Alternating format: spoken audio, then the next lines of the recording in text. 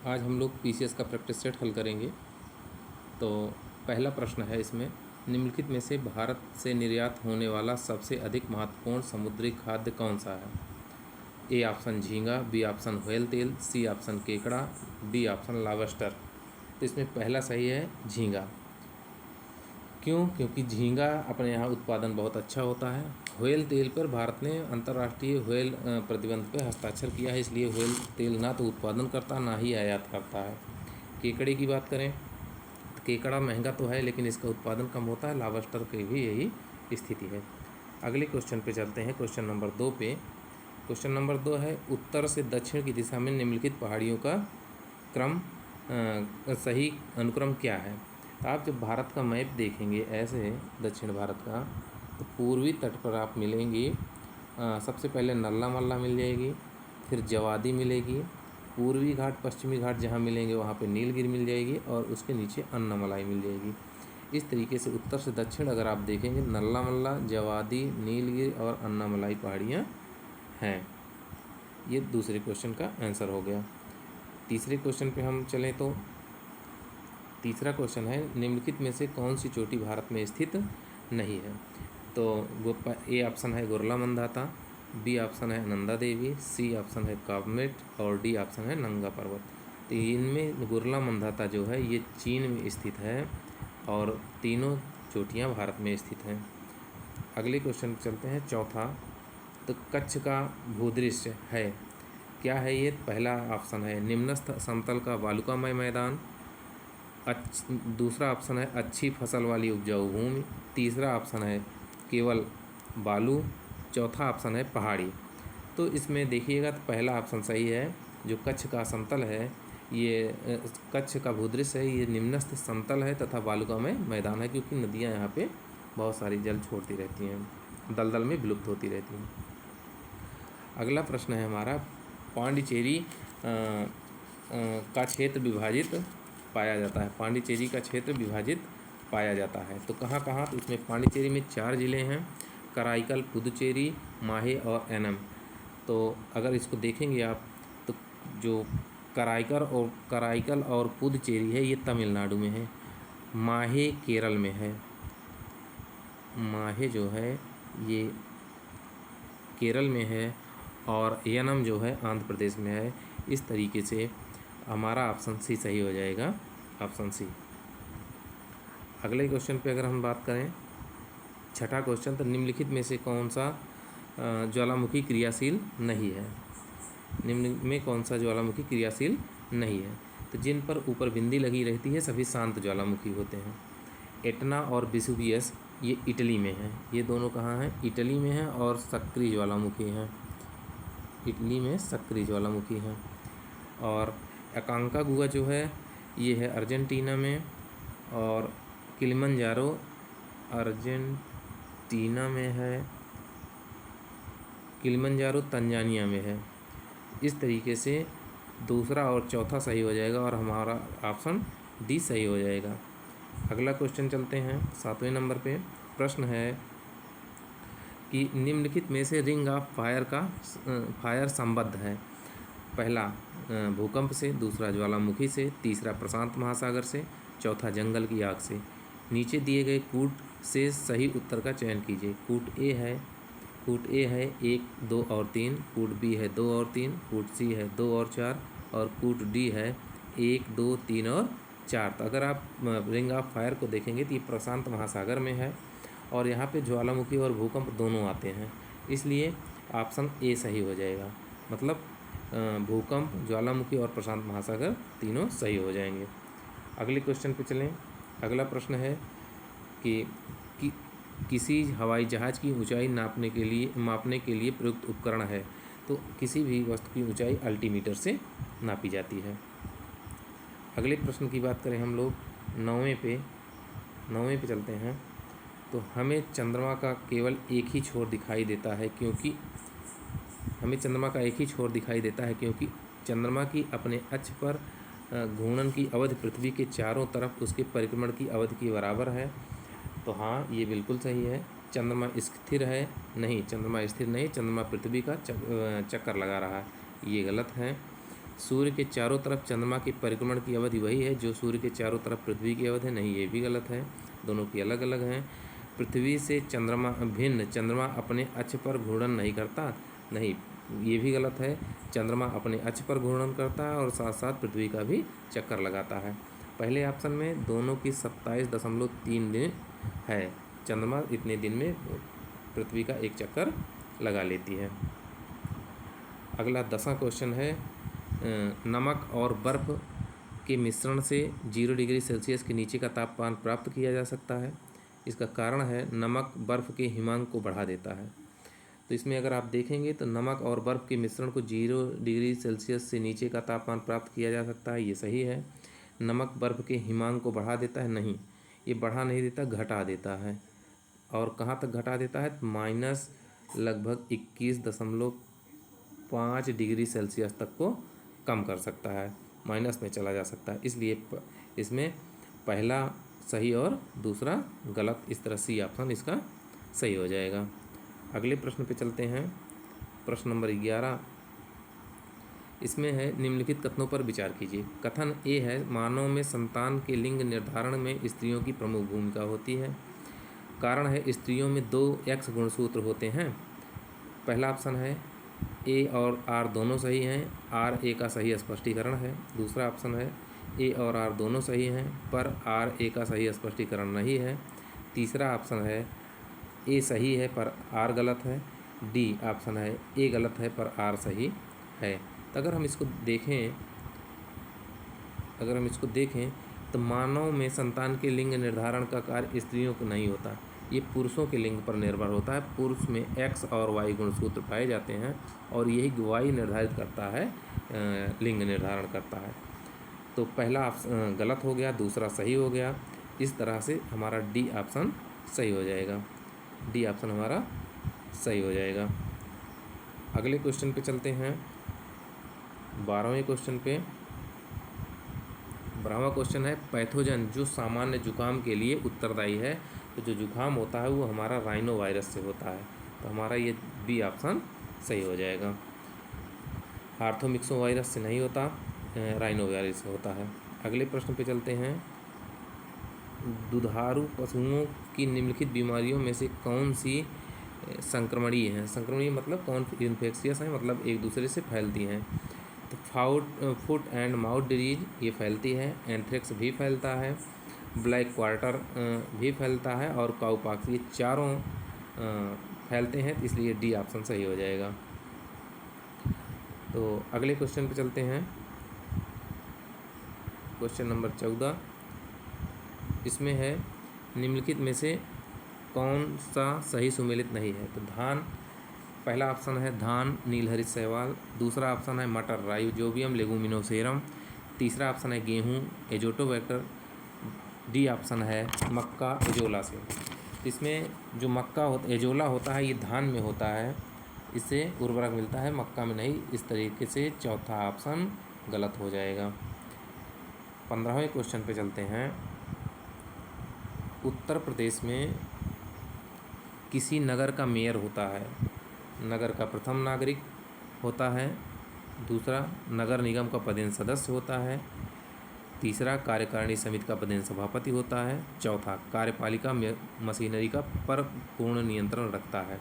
कूट ए है 1 और 2, कूट बी है 1, 2 एवं 3, कूट सी है 2, 3 एवं 4, कूट डी है सभी चारों।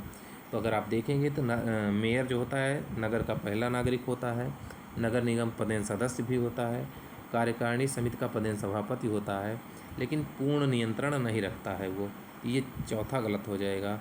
तो बी ऑप्शन सही हो जाएगा, 1, 2 और 3। अगले प्रश्न पे चलते हैं, निम्नलिखित में से कौन सा पक्षी विहार सही सुमेलित नहीं है? तो समसपुर पक्षी विहार रायबरेली में है, ए ऑप्शन। बी ऑप्शन कहता है नवाबगंज पक्षी विहार इलाहाबाद में है। सी ऑप्शन कहता है बखीरा पक्षी विहार संत कबीर नगर में है। और डी ऑप्शन कहता है सांडी पक्षी विहार हरदोई में है। तो हम देखें तो जो नवाबगंज पक्षी विहार है ये उन्नाव में है, उन्नाव में है, ना कि इलाहाबाद में है। इस तरीके से हमारा बी ऑप्शन सही हो जाएगा। अगले प्रश्न पे चलते हैं, निम्नलिखित में से कौन से समूह पारिस्थितिक तंत्र में केवल अजैविक तत्व शामिल होते हैं। तो अजैविक तत्व वे होते हैं जिनमें ना कभी जीवन था और ना ही होगा। तो अगर पहला ऑप्शन देखें तो ए ऑप्शन है वर्षा, घास, कीट और मेढक, इनमें जीवन है, ये नहीं होगा।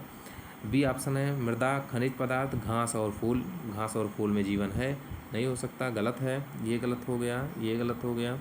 मृदा, खनिज पदार्थ, पवन और वर्षा, इसमें जीवन नहीं है, तो ये सही हो जाएगा, अजैविक पदार्थ हो जाएंगे। डी ऑप्शन में घास, फूल, मधुमक्खी और मृदा है, तो ये भी गलत हो जाएगा। इस तरीके से हमारा सी ऑप्शन सही हो जाएगा। अगले प्रश्न पे हम चलते हैं, क्वेश्चन नंबर 18 पे।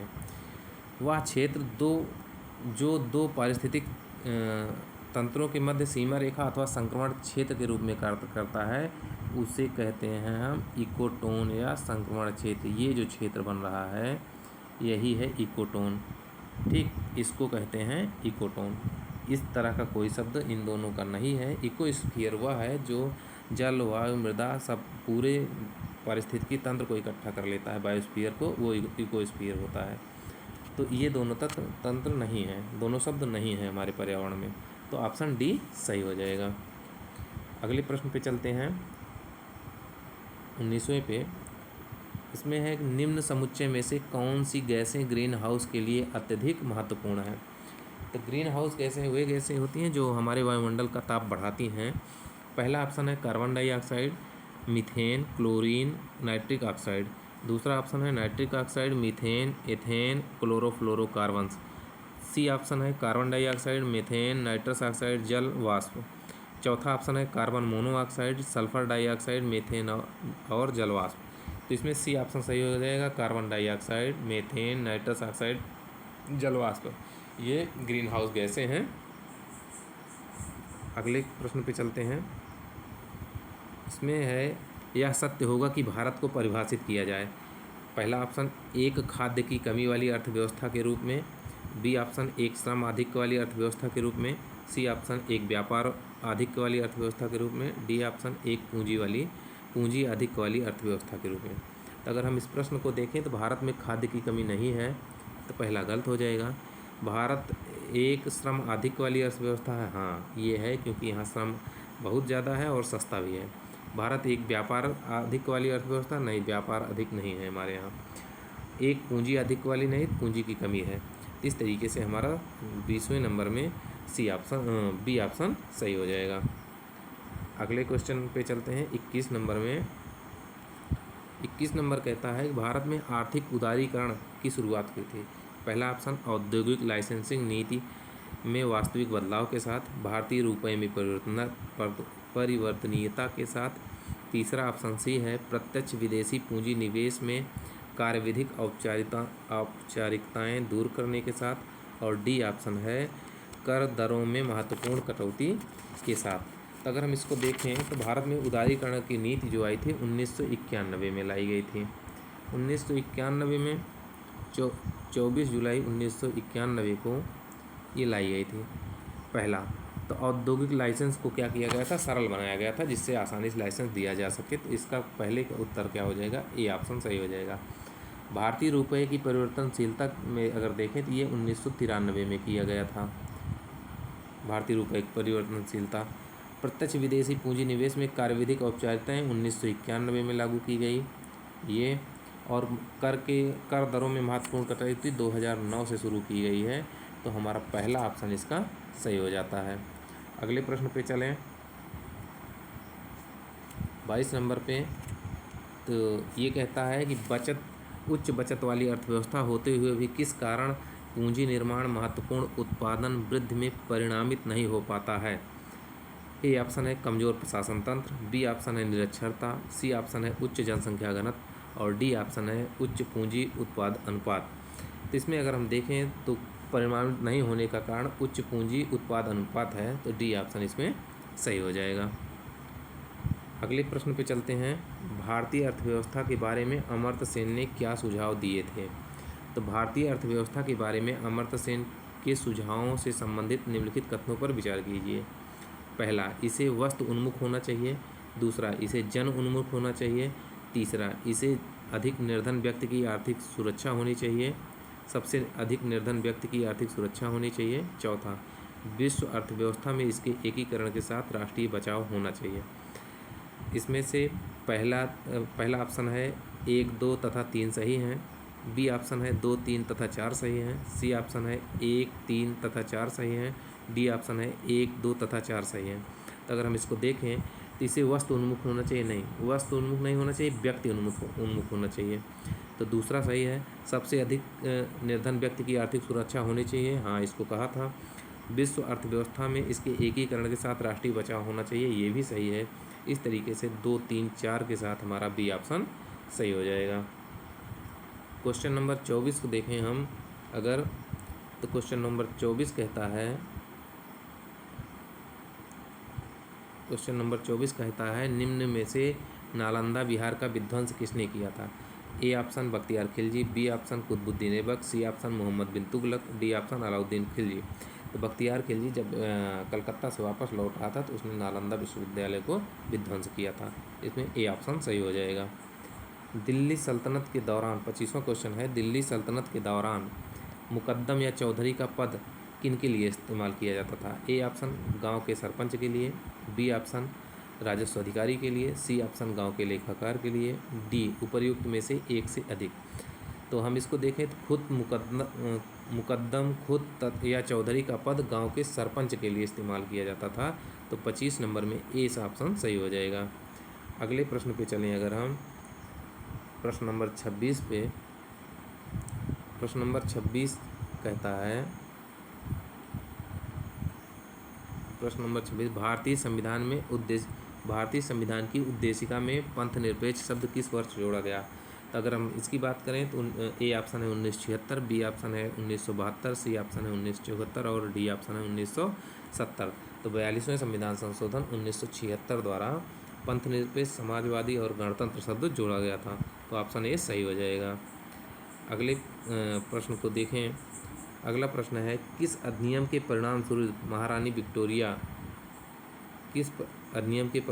महारानी विक्टोरिया जो ब्रिटेन की शासिका थी 1958 में भारत की मालिका की उपाधि के साथ भारत में ब्रिटिश क्षेत्रों की संप्रभु भी बन गई।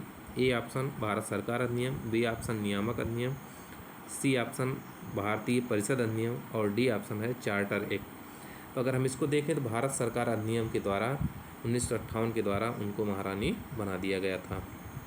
अगले प्रश्न पे चलें हम, 28 नंबर की बात करें। प्रश्न नंबर 28 कहता है भारतीय संविधान 26 जनवरी 1950 को प्रख्यापित किया गया था क्योंकि ए ऑप्शन वह एक शुभ दिन था, बी ऑप्शन संविधान को प्रारूप देने वालों की यह इच्छा थी, सी ऑप्शन अंग्रेज इस तारीख से पहले भारत छोड़ने को तैयार नहीं थे, डी ऑप्शन इस दिन को 1929 से स्वतंत्रता दिवस के रूप में मनाया जाता था।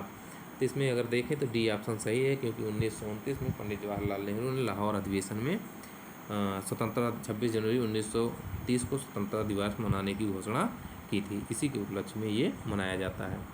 अगले प्रश्न की बात करें क्वेश्चन नंबर 29 की। क्वेश्चन नंबर 29 कहता है कि निम्नलिखित में से कौन सा प्रावधान संविधान का भाग सही सुमेलित नहीं है। प्रावधान और संविधान भाग, पहला ए ऑप्शन है भाषा भाग नंबर 17, बी ऑप्शन है संघराज्य क्षेत्र भाग नंबर 8, सी ऑप्शन है अनुसूचित व अनुसूचित क्षेत्र जनजातीय क्षेत्र भाग 10 में है और डी ऑप्शन है निर्वाचन भाग 11। तो इसमें गलत कौन सा सही नहीं है ये पूछ रहा है। तो ए सही है, बी सही है, सी सही है और डी गलत है। ये भाग नंबर 15 में है। इस तरीके से हमारा डी ऑप्शन इसमें गलत है। अगले प्रश्न पे चलें। प्रश्न नंबर 30। प्रश्न नंबर 30 कहता है हाल ही में चर्चा में रहे राज्यपालों संबंधित घटनाओं के संदर्भ में निम्नलिखित कथनों पर विचार कीजिए। पहला, राज्यपाल की नियुक्ति राष्ट्रपति द्वारा की जाती है और वह राष्ट्रपति की इच्छा पर पद धारण करता है। दूसरा, राज्यपाल राज्य विधानमंडल को भंग कर सकता है। तीसरा, संविधान में स्पष्ट रूप से राज्यपाल को राज्य का वास्तविक कार्यकारी प्रमुख घोषित किया गया है। उपर्युक्त में से कौन सा से कथन सही हैं। पहला ऑप्शन केवल 1 और 2, दूसरा केवल 2 और 3, सी केवल 3 और 1 और 3, डी 1, 2 और 3। तो अगर हम देखें तो पहला है राज्यपाल की नियुक्ति राष्ट्रपति द्वारा की जा सकती है और वह राष्ट्रपति की इच्छा पर पद धारण करता है, बिल्कुल सही। राज्यपाल राज्य विधानमंडल को भंग कर सकता है, हाँ कर सकता है। संविधान में स्पष्ट रूप से राज्य का वास्तविक नहीं, ये संवैधानिक प्रमुख होता है, वास्तविक प्रमुख ना होकर संवैधानिक प्रमुख होता है, इसलिए तीसरा गलत हो गया और ए ऑप्शन सही हो जाएगा। 1 और 2 सही हैं। अगले प्रश्न पे चलें। हालिया में नीति आयोग रिपोर्ट्स और सहकारी संघवाद की चुनौतियों के संबंध में विचार करें। पहला, नीति आयोग संवैधानिक संस्था है जो राज्यों को नीति निर्धारण में भागीदार बनाती है। दूसरा, सहकारी संघवाद का अर्थ है केंद्र और राज्यों के बीच सहयोगात्मक प्रशासन। तीसरा, जीएसटी परिषद संघीय ढांचे का एक उदाहरण है। ऑप्शन अगर हम देखें तो उपर्युक्त में से कौन सा से कथन सही हैं? ए ऑप्शन केवल 2 और 3, बी ऑप्शन 1 और 3, सी ऑप्शन केवल 1 और 3, डी ऑप्शन 1, 2 और 3 तीनों।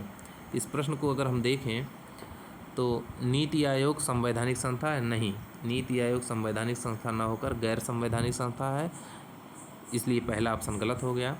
सहकारी संघवाद का अर्थ है केंद्र और राज्यों के बीच सहयोगात्मक प्रशासन, सही बात है।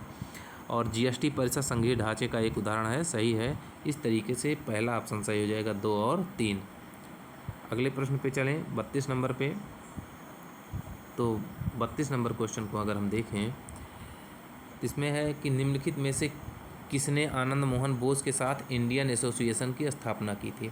तो इंडियन एसोसिएशन की स्थापना 1976 में आनंद मोहन बोस तथा सुरेंद्रनाथ बनर्जी ने मिलकर की थी, जिसका 1986 में भारतीय राष्ट्रीय कांग्रेस में विलय कर दिया गया। अगले प्रश्न पे चलते हैं, 33 नंबर पे। 33 नंबर कहता है कि मित्र मेला खाली स्थान है द्वारा स्थापित एक क्रांतिकारी संगठन है। A option Khudiram Bose, B option Vinayak Savarkar, D option Shishir Kumar Ghosh और सी ऑप्शन शिशिर कुमार बोस और डी ऑप्शन है भूपेंद्र नाथ बोस। तो मित्र मेला जो है 1899 में बी.डी. सावरकर द्वारा स्थापित किया गया, जो 1904 में अभिनव भारत बना था। इस तरीके से हमारा बी ऑप्शन सही हो जाएगा। अगले क्वेश्चन पे चलें। सरफरोशी की तमन्ना अब हमारे दिल में है, देखना है जोर कितना बाजुए कातिल में है। इन पंक्तियों को किसने लिखा? A option Bismil Azimabadi, B option Ram Prasad Bismil, C option Bhagat Singh, D option Chandrashekhar Azad. तो अगर इस प्रश्न को देखें तो पहला ऑप्शन सही है, बिस्मिल अजीमाबादी ने इसको लिखा था, जबकि इसको प्रचारित किया था राम प्रसाद बिस्मिल ने। तो ए ऑप्शन आपका सही हो जाएगा। अगले प्रश्न पे चलें। लाठी क्लब की स्थापना निम्नलिखित में से किसने की थी? तो लाठी क्लब की बात करें तो लाठी क्लब की स्थापना ए ऑप्शन है भगत सिंह, बी ऑप्शन है लाला लाजपत राय, सी ऑप्शन है बाल गंगाधर तिलक और डी ऑप्शन है बिपिन चंद्र पाल। तो लोगों में राष्ट्रीय भावना जगाने के लिए लाठी क्लब की स्थापना बाल गंगाधर तिलक ने की थी। अगले प्रश्न पे चलें, प्रश्न नंबर 36। प्रश्न नंबर 36 है, सूची 1 को सूची 2 से सुमेल कीजिए तथा नीचे दिए गए कूट में से सही उत्तर का चयन कीजिए। सूची 1 और सूची 2। सूची 1 में 1 नंबर पे है चारागाह और ए पर है सिंधु घाटी सभ्यता, 2 नंबर पे है जमींदार, तो बी पे है उत्तर वैदिक समाज, सी पे है कृषक और सामने है ऋग्वैदिक समाज, डी पे है नगरीय और इसमें है मध्यकाल। तो चारागाह जो था ये उत्तर वैदिक काल की खासियत है। नगरीय शासन हमारा इसका है, क्या नाम है, सिंधु घाटी सभ्यता की व्यवस्था है। चारागाह जो है ये ऋग्वैदिक समाज का है, जमींदारी व्यवस्था मध्यकाल का है और कृषक जो है ये उत्तर वैदिक समाज की विशेषता है। इस तरीके से अगर हम ऑप्शन को देखें तो ऑप्शन हमारा सही हो जाएगा डी ऑप्शन हमारा सही हो जाएगा। ठीक, अगले प्रश्न पे चलते हैं। प्रारंभिक जैन साहित्य में निम्नलिखित में से किस भाषा में प्रारंभिक जैन साहित्य निम्नलिखित में से किस भाषा में लिखे गए हैं? तो प्रारंभिक जैन साहित्य ए ऑप्शन है अर्धमागधी, बी ऑप्शन है पाली, सी ऑप्शन है प्राकृत, डी ऑप्शन है संस्कृत। तो प्रारंभिक जैन साहित्य जो लिखे गए हैं वो अर्धमागधी भाषा में लिखे गए हैं। अगले प्रश्न पे चलते हैं। अगला प्रश्न है, नटराज नृत्य के भगवान की मूर्ति के संदर्भ में निम्नलिखित में से कौन से कथन सही हैं? पहला, यह मूर्ति नृत्य करते हुए 4 भुजाओं वाले शिव का प्रतिनिधित्व करती है। दूसरा, अपने दाएं कान में वह एक पुरुष का कुंडल पहने हैं और बाएं में एक महिला का। नीचे दिए गए कूट से सही उत्तर का चयन कीजिए। कूट ए केवल 1, कूट बी केवल 2, कूट सी 1 और 2, कूट डी ना तो 1 और ना 2। तो अगर हम इसको देखें तो पहला, यह मूर्ति नृत्य करते हुए 4 भुजाओं वाले शिव का प्रतिनिधित्व करती है, बिल्कुल सही। अपने दाएं कान में वह एक पुरुष का कुंडल पहने और बाएं में एक महिला का, ये भी सही है। इस तरीके से सी ऑप्शन सही हो जाएगा। 1, 2 दोनों सही हो जाएगा। इसमें 1, 2 दोनों सही हो जाएगा, तो सी ऑप्शन सही हो जाएगा। अगले प्रश्न पे चलें, 39 नंबर पे। तो केन बेतवा लिंक के संदर्भ में निम्नलिखित कथनों पर विचार कीजिए। यह राष्ट्रीय नदी जोड़ो परियोजना के अंतर्गत प्रारंभ की गई पहली योजना है। दूसरा, यह परियोजना बेतवा नदी से केन नदी में अधिशेष जल स्थानांतरित करने का लक्ष्य रखती है। तीसरा, केन और बेतवा दोनों गंगा की सहायक नदियां हैं। उपर्युक्त में से कौन सा कथन सही है? कि ए ऑप्शन केवल 1, बी ऑप्शन 1 और 3, सी ऑप्शन 1 और 2, डी ऑप्शन 2 और 3। तो हम इसको देखें तो यह राष्ट्रीय नदी जोड़ो परियोजना के अंतर्गत प्रारंभ की गई पहल है, बिल्कुल सही। यह परियोजना बेतवा नदी से केन नदी में अधिशेष जल को स्थानांतरित करती है, ये गलत है। केन और बेतवा दोनों गंगा की सहायक हैं, नहीं, ये यमुना की सहायक हैं, इसलिए ये भी गलत हो गया और हमारा ऑप्शन सही हो जाएगा केवल 1, ए ऑप्शन सही हो जाएगा। अगले प्रश्न पे चलें, 40 नंबर। 40 नंबर कहता है कि वेतन आयोग के संदर्भ में निम्नलिखित कथनों पर विचार कीजिए। 1, इसका गठन केंद्र सरकार द्वारा प्रत्येक 5 वर्षों में किया जाता है। 2, यह महंगाई भत्ते और महंगाई राहत के पुनः निर्धारण हेतु फार्मूला सुझाता है। 3, वेतन आयोग की सिफारिशें केवल केंद्र सरकार के कर्मचारियों पर लागू होती हैं और राज्यों पर कोई प्रभाव नहीं डालती। उपर्युक्त में से कौन सा से कथन सही है? कूट ए केवल 1 और 2, बी केवल 2, सी 1, 2 और 3, डी केवल 1 और 3। तो अगर हम इसको देखें तो इसका गठन केंद्र सरकार द्वारा किया जाता है ये, और दूसरा है यह महंगाई भत्ता और राहत के पुनः निर्धारण हेतु फार्मूला सुझाता है। तो अगर हम देखें तो इसका केंद्र सरकार नहीं करती है, राष्ट्रपति करता है। पहला ऑप्शन गलत हो गया। दूसरा, यह महंगाई भत्ते और महंगाई राहत के पुनः निर्धारण फार्मूला है, सही है। वेतन आयोग की सिफारिशें केवल नहीं होता भैया, राज्यों के लिए भी प्रभावी होता है, तो ये नहीं शब्द गलत है, ये गलत हो गया, इसलिए बी ऑप्शन सही हो जाएगा। केवल दूसरा सही है और दोनों गलत हैं। 41 नंबर कहता है कि जीडीपी की वास्तविक वृद्धि दर 2024-25 में घटी है, जबकि नाम मात्र दर अपेक्षाकृत अधिक है। निम्नलिखित में से कौन सी नीति प्रतिक्रिया सबसे उपयुक्त मानी जाती है? ए ऑप्शन है मौद्रिक नीति को और कठोर करना जिससे मांग नियंत्रित हो सके। बी ऑप्शन है आपूर्ति पक्ष सुधारों को प्रोत्साहन देना जिससे उत्पादकता बढ़ाई जा सके। सी ऑप्शन है अप्रत्यक्ष करों में वृद्धि करना जिससे राजस्व बढ़ाया जा सके। डी ऑप्शन है सार्वजनिक व्यय में कटौती करना जिससे घाटा कम किया जा सके। तो इस प्रश्न का उत्तर हमारा बी सही हो जाएगा, आपूर्ति पक्ष सुधारों को प्रोत्साहन देना जिससे उत्पादन में को बढ़ाया जा सके। क्वेश्चन नंबर 42 देखते हैं। भारत और अमेरिका द्वारा 2025 में शुरू की गई ट्रस्ट पहल का मुख्य उद्देश्य क्या है? तो ट्रस्ट पहल भारत और अमेरिका द्वारा शुरू किए गए हैं। पहला ऑप्शन है द्विपक्षीय रक्षा व्यापार को बढ़ाना। दूसरा ऑप्शन है सामरिक तकनीकों के माध्यम से रणनीतिक साझेदारी को सशक्त करना।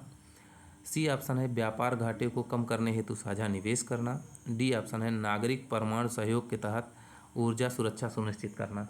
तो जो ट्रस्ट योजना शुरू की गई है इसका उद्देश्य जो है भैया वो सामरिक तकनीकों के माध्यम से रणनीतिक क्षेत्रों को सशक्त करना। ये भारत और अमेरिका के बीच 2025 में समझौता हुआ है।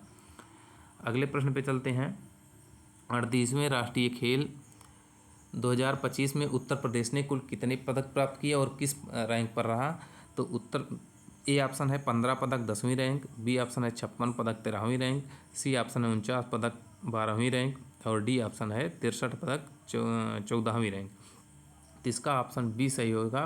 उत्तर प्रदेश ने 56 पदक के साथ 13वीं रैंक प्राप्त की। यह राष्ट्रीय खेल कहाँ आयोजित किए गए? उत्तराखंड में आयोजित किए गए थे।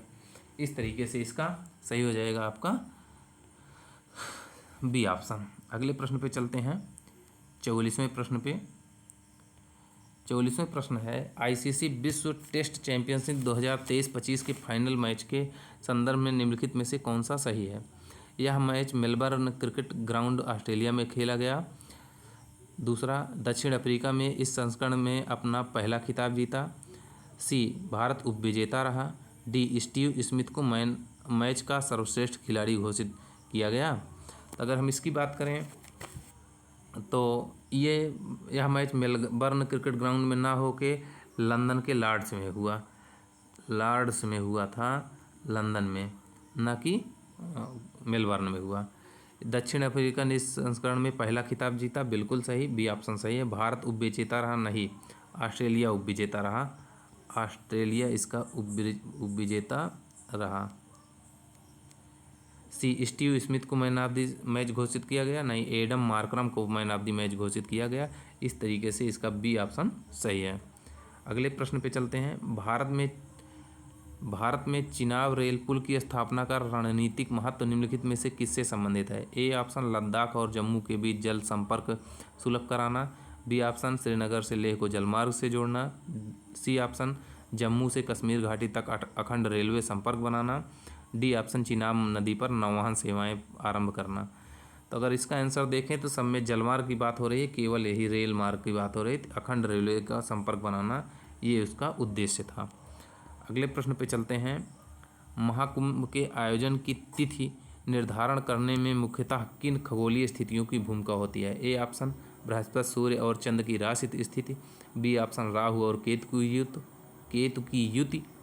सी ऑप्शन, सूर्य ग्रहण की स्थिति। डी ऑप्शन, उत्तरायण संक्रांति की स्थिति। तो अगर हम इसका उत्तर देखें तो ए सही हो जाएगा, बृहस्पति, सूर्य और चंद्र की राशि स्थिति के कारण ही इसका निर्धारण किया जाता है। अगला प्रश्न है 47 नंबर पे, शुभांशु शुक्ला किस मिशन के तहत 25 जून 2025 को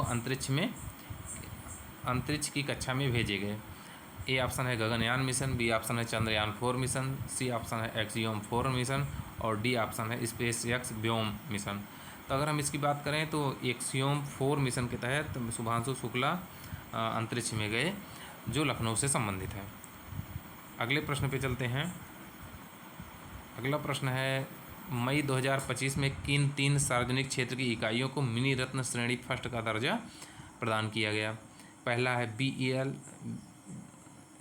HAL, NTPC। बी ऑप्शन है AVNL, MIL, IOL। C option है भेल, IOCL, DRDO और डी ऑप्शन है सेल, गेल और रेलटेल। अगर हम इसकी बात करें तो इसमें से बी ऑप्शन जो है ये सही हो जाएगा, AVNL, MIL और IOL को मिल गया है, क्योंकि इनको महारत्न मिला है, NTPC को, भेल को महारत्न मिला है, सेल, गेल को महारत्न मिल चुका है। तो ये तीनों ऑप्शन गलत हो जाएंगे, केवल बी सही हो जाएगा। अगले प्रश्न पे चलते हैं 49 नंबर पे। नीचे 2 कथन दिए गए हैं, जिनमें से एक को अभिकथन ए तथा दूसरे को कारण आर कहा गया है। अभिकथन ए, भारत ने 2035 तक मानवयुक्त चंद्र मिशन भेजने का लक्ष्य निर्धारित किया है। कारण, भारतीय अंतरिक्ष स्टेशन के अनुभव को दीर्घकालिक मानव अभियानों के लिए आवश्यक तकनीक आधार मिलेगा। सही विकल्प चुनिए। तो पहला विकल्प है ए और आर दोनों सही हैं और आर ए की सही व्याख्या है। दूसरा ऑप्शन है ए और आर दोनों सही हैं परंतु आर ए की सही व्याख्या नहीं करता। सी, केवल ए सही है और डी, केवल आर सही है। तो अगर हम इसकी बात करें तो इसमें है कि ये भारत ने 2035 ना हो कि 2040 में ये लक्ष्य रखा गया है हमारा चंद्र मिशन का। 35 गलत है, तो पहला ऑप्शन गलत हो गया। भारतीय अंतरिक्ष स्टेशन के अनुभव से दीर्घकालिक मानवीय अभियानों के लिए आवश्यक तकनीक आधार मिलेगा, हाँ मिलेगा इससे। और भारत ने अंतरिक्ष स्टेशन जो स्थापित करने का लक्ष्य रखा है वो 2035 का है। चंद्र मिशन का जो लक्ष्य है चंद्रमा पर मानवयुक्त भेजने का, वो 2040 का है। इस तरीके से हमारा पहला गलत हो गया और दूसरा सही, तो डी ऑप्शन सही हो जाएगा, केवल आर सही है। अगले प्रश्न पे चलते हैं 50 नंबर पे। 50 नंबर प्रश्न कहता है कि अंतर्राष्ट्रीय पक्षी महोत्सव 2025 का आयोजन किस प्रमुख आयोजन के दौरान हुआ? ए बसंतोत्सव, बी महाकुंभ, सी गंगा नदी उत्सव, D international day of biodiversity. अगर इसका उत्तर देखें तो बी ऑप्शन सही हो जाएगा, महाकुंभ के दौरान इसका अंतर्राष्ट्रीय पक्षी महोत्सव का आयोजन किया गया। अगले प्रश्न पे चलते हैं। जल शुद्धिकरण के लिए निम्नलिखित में से कौन सी विधि प्रयुक्त होती है? ए टर्गर दबाव, बी परासरण, सी विपरीत परासरण, डी साइटोलिसिस। तो अगर इसका उत्तर देखें तो हम तो सी ऑप्शन सही हो जाएगा, विपरीत परासरण का प्रयोग किया जाता है। अगला प्रश्न है, अंतरिक्ष यात्री को आकाश का रंग कैसा दिखाई देता है? ए ऑप्शन नीला, बी सफ़ेद, सी ऑप्शन काला और डी ऑप्शन लाल। तो अंतरिक्ष यात्री को हमारा आकाश काले रंग का दिखाई देता है। अगले प्रश्न पे चलते हैं। 53 नंबर, सबसे भारी प्राकृतिक तत्व। A option uranium, B option mercury या पारा, सी ऑप्शन सोना, डी ऑप्शन कैल्शियम। तो इसमें यूरेनियम सबसे भारी तत्व है और सभी हल्के तत्व हैं। 54 नंबर पे चलते हैं। निम्नलिखित में से कौन से पीतल के घटक हैं? ए जस्ता एवं तांबा, बी लोहा एवं जस्ता, सी तांबा एवं निकल, डी लोहा एवं तांबा। तो पीतल में जस्ता और तांबा के शामिल होते हैं, इसलिए ए ऑप्शन सही है। अगले प्रश्न पे चलते हैं। 55 नंबर पे, निम्नलिखित में से कौन सा एक घटक सजीवों में नई जाति की उत्पत्ति के लिए सर्वाधिक महत्वपूर्ण है? ए पार्थक्य, बी उत्परिवर्तन, सी प्राकृतिक वर्ण और डी लैंगिक जनन। इसमें सजीवों की नई प्रजाति की उत्पत्ति के लिए सर्वाधिक महत्वपूर्ण क्या है? प्राकृतिक वर्ण है। अगला प्रश्न है, किसी जीव में केंद्रकीय डीएनए के एक पूर्ण सेट को क्या कहा जाता है? ए ऊतक, बी क्रोमोसोम, सी कोशिकांग, डी जीनोम। तो किसी जीव के केंद्रकीय डीएनए के संपूर्ण सेट को जीनोम कहा जाता है। डी ऑप्शन हमारा सही हो जाएगा। 57 नंबर चलते हैं। 57 नंबर प्रश्न कहता है, निम्नलिखित में से किस सेट में सारी विषाणु जनित बीमारियां हैं? ए तपेदिक, herpes rabies, B mumps rabies herpes, C cancer तपेदिक पोलियोमाइलाइटिस, डी छोटी माता कैंसर और तपेदिक। इसमें हम देखें तो तपेदिक जो होता है ये टीबी से जीवाणु से होता है। तपेदिक जो होता है जीवाणु से होता है। 3 में तपेदिक हो गया तो बी ऑप्शन हमारा सही हो जाएगा, मम्स रेबीज और हर्बीज। अगला प्रश्न है 58 नंबर पे हम देखें, निम्नलिखित नदियों पर विचार कीजिए। किशनगंगा, 2 गंगा, 3 वेनगंगा, 4 पेनगंगा। इन नदियों का उत्तर से दक्षिण के आधार पर सही क्रम कौन सा है? तो किशनगंगा उत्तराखंड में है और गंगा मध्य भारत में है। वेनगंगा और पेनगंगा गोदावरी की सहायक नदियां हैं। उत्तर से दक्षिण अगर हम इनको व्यवस्थित करें तो सबसे उत्तर में किशनगंगा, फिर मध्य गंगा, फिर वेनगंगा, फिर पेनगंगा। तो 1 2 3 4 सही है। 59 नंबर पे चलते हैं। 59 नंबर, भारत का निम्नलिखित में से कौन सा क्षेत्र उच्च तीव्रता की भूकंपीय मेखला में नहीं आता? ए उत्तराखंड, बी कर्नाटक पठार, सी कच्छ, डी हिमाचल प्रदेश। तो संपूर्ण हिमालय हमारा उच्च तीव्रता में आता है, कर्नाटक का पठार उच्च तीव्रता में नहीं आता। तो बी ऑप्शन हमारा सही है। अगले प्रश्न पे चलते हैं। 60 नंबर पे 60 नंबर कहता है, निम्नलिखित कथनों पर विचार कीजिए। हार्मुज जलडमरू मध्य में प्रतिदिन पार होने वाला तेल विश्व के कुल तेल व्यापार का 5वां हिस्सा होता है। दूसरा, यह जलडमरू मध्य ऐसे भौगोलिक स्थान पर स्थित है जहां दोनों ओर के तटीय क्षेत्र क्रमशः ईरान और ओमान की क्षेत्रीय सीमा में आते हैं। उपर्युक्त में से कौन सा से कथन सही है? ए ऑप्शन केवल 1, बी केवल 2, सी 1 और 2, डी ना तो 1 ना ही 2। तो अगर हम हार्मुज जलडमरू मध्य की बात करें तो यहाँ विश्व के कुल तेल व्यापार का 5वां हिस्सा होता है। बिल्कुल 20% व्यापार यहाँ से होता है। और यह जलडमरू मध्य ईरान और ओमान के बीच आता है, बिल्कुल आता है। दोनों सही हैं, ऑप्शन सी हमारा सही हो जाएगा। 61 नंबर की बात करें तो नीचे 2 कथन दिए गए हैं, जिनमें से एक को अभिकथन तथा दूसरे को कारण कहा गया है। अभिकथन, प्रायद्वीपीय भारत में तालाबों और टैंकों द्वारा सिंचाई प्राचीन काल से हो रही है। कारण, प्रायद्वीपीय भारत के अधिकांश क्षेत्र ग्रेनाइट और कठोर आग्नेय चट्टानों से निर्मित हैं। नीचे दिए गए कूट से सही उत्तर का चयन कीजिए। कूट ए, ए तथा आर सही हैं और आर ए की सही व्याख्या करता है। कूट बी, ए और आर सही हैं किंतु आर ए की व्याख्या नहीं करता। सी, ए सही किंतु आर गलत है। डी, ए गलत और आर सही है। ए गलत और आर सही है। तो हम लोग 56 नंबर पे बात कर रहे थे।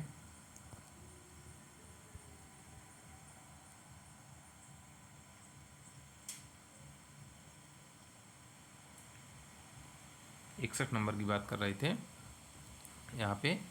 तो अगर हम देखें तो प्रायद्वीपीय भारत के तालाबों और टैंकों द्वारा प्राचीन काल से प्रचलित रही हैं, बिल्कुल सही है। प्रायद्वीपीय भारत के अधिकांश क्षेत्र ग्रेनाइट और कठोर आग्नेय चट्टानों बने हैं, दोनों सही हैं, लेकिन व्याख्या नहीं कर रहे हैं, इसलिए हमारा बी ऑप्शन सही हो जाएगा। बी ऑप्शन व्याख्या नहीं है। अगले प्रश्न पे अगर हम चलें, अगला प्रश्न सूची 62 नंबर, सूची 1 को सूची 2 से सुमेलित कीजिए तथा नीचे दिए गए कोड का प्रयोग करते हुए सही उत्तर का चयन कीजिए।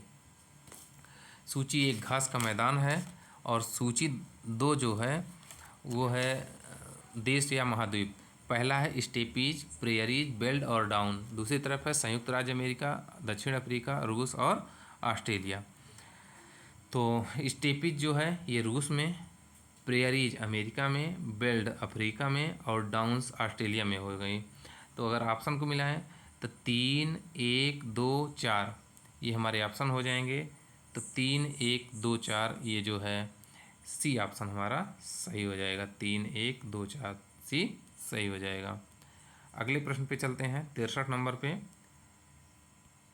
निम्नलिखित नीचे 2 कथन दिए गए हैं, एक को अभिकथन तथा दूसरे को कारण कहा गया है। अभिकथन, विश्व के अधिकांश उष्ण मरुस्थल महाद्वीपों के पश्चिमी किनारों पर स्थित होते हैं क्योंकि यह क्षेत्र उपोष्ण उच्च दाब पट्टी के अंतर्गत आते हैं। कारण, इन क्षेत्रों में व्यापारिक पवनें ऊपर उठती हैं जिससे वर्षा की संभावना अधिक होती है। नीचे दिए गए कूट की सहायता से उत्तर का चयन कीजिए। पहला ऑप्शन ए और आर दोनों सही हैं और आर ए की सही व्याख्या करता है। दूसरा ऑप्शन है ए और आर दोनों सही हैं, आर ए की सही व्याख्या नहीं करता।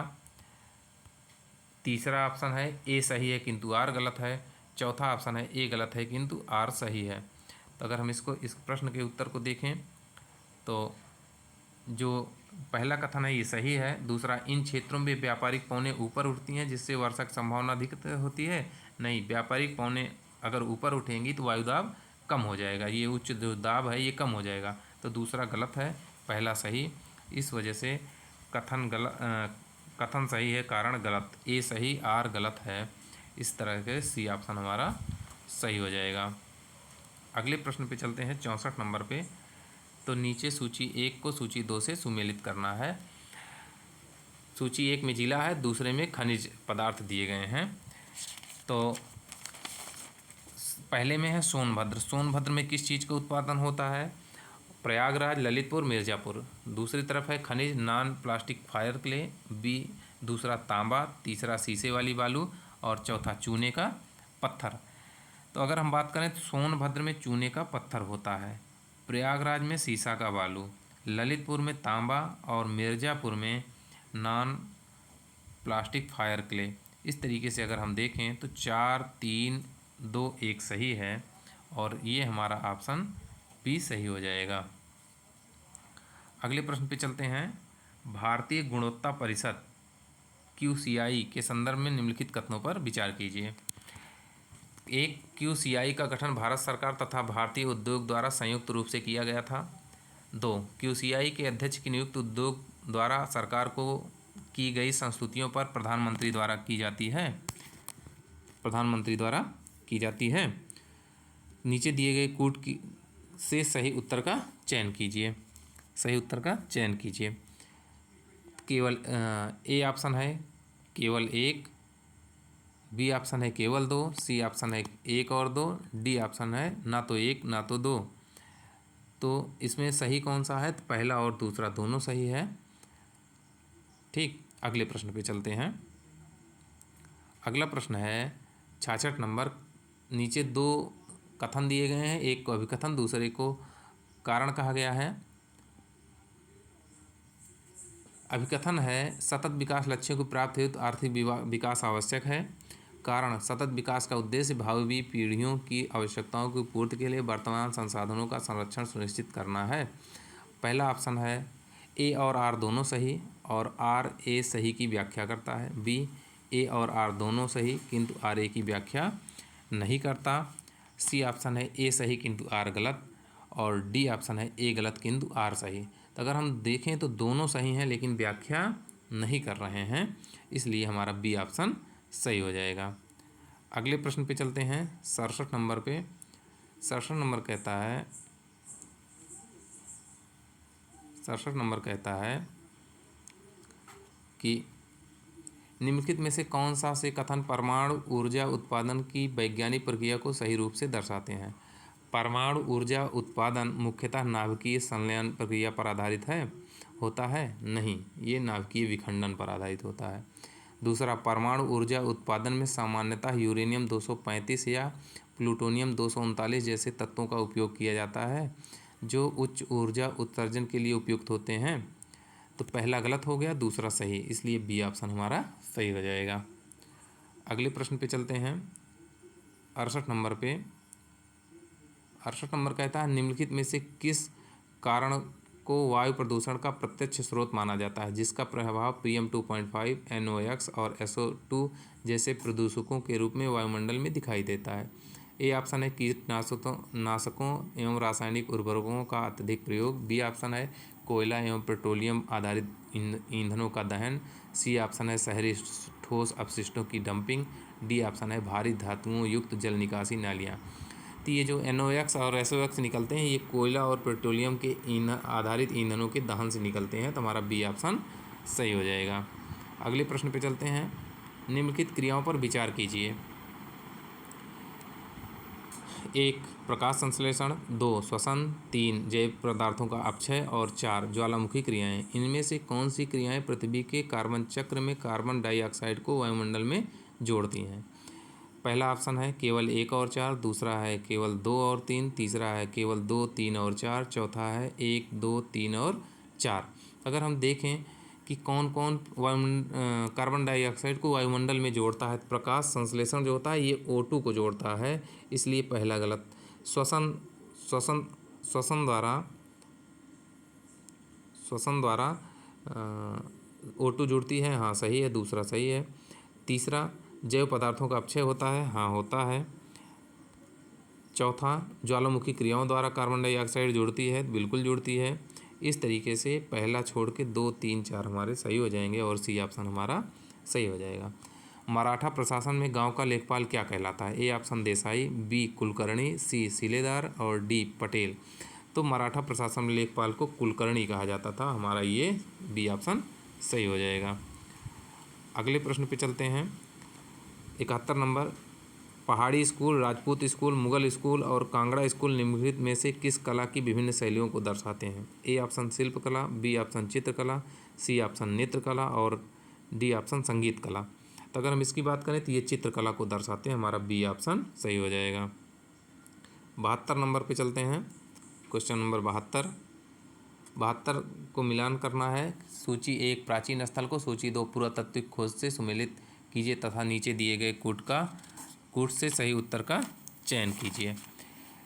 पहला है लोथल, एक तरफ प्राचीन स्थल है लोथल, कालीबंगा, धौलावीरा, बनावली। दूसरी तरफ है 1 नंबर पे जुता हुआ खेत, 2 नंबर गोदीवाड़ा, 3 हड़प्पन लिपि के बड़े आकार के 10 चिन्हों वाला शिलालेख और चौथा है पक्की मिट्टी से बनी हल्की प्रतिकृति। तो लोथल जो है, लोथल से हमको गोदीवाड़ा मिल गया, कालीबंगा से जुते हुए खेत मिल गए, धौलावीरा से हड़प्पा लिपि में बड़े आकार के 10 चिन्हों वाला शिलालेख और बनावली में पक्की मिट्टी के हल मिल गए।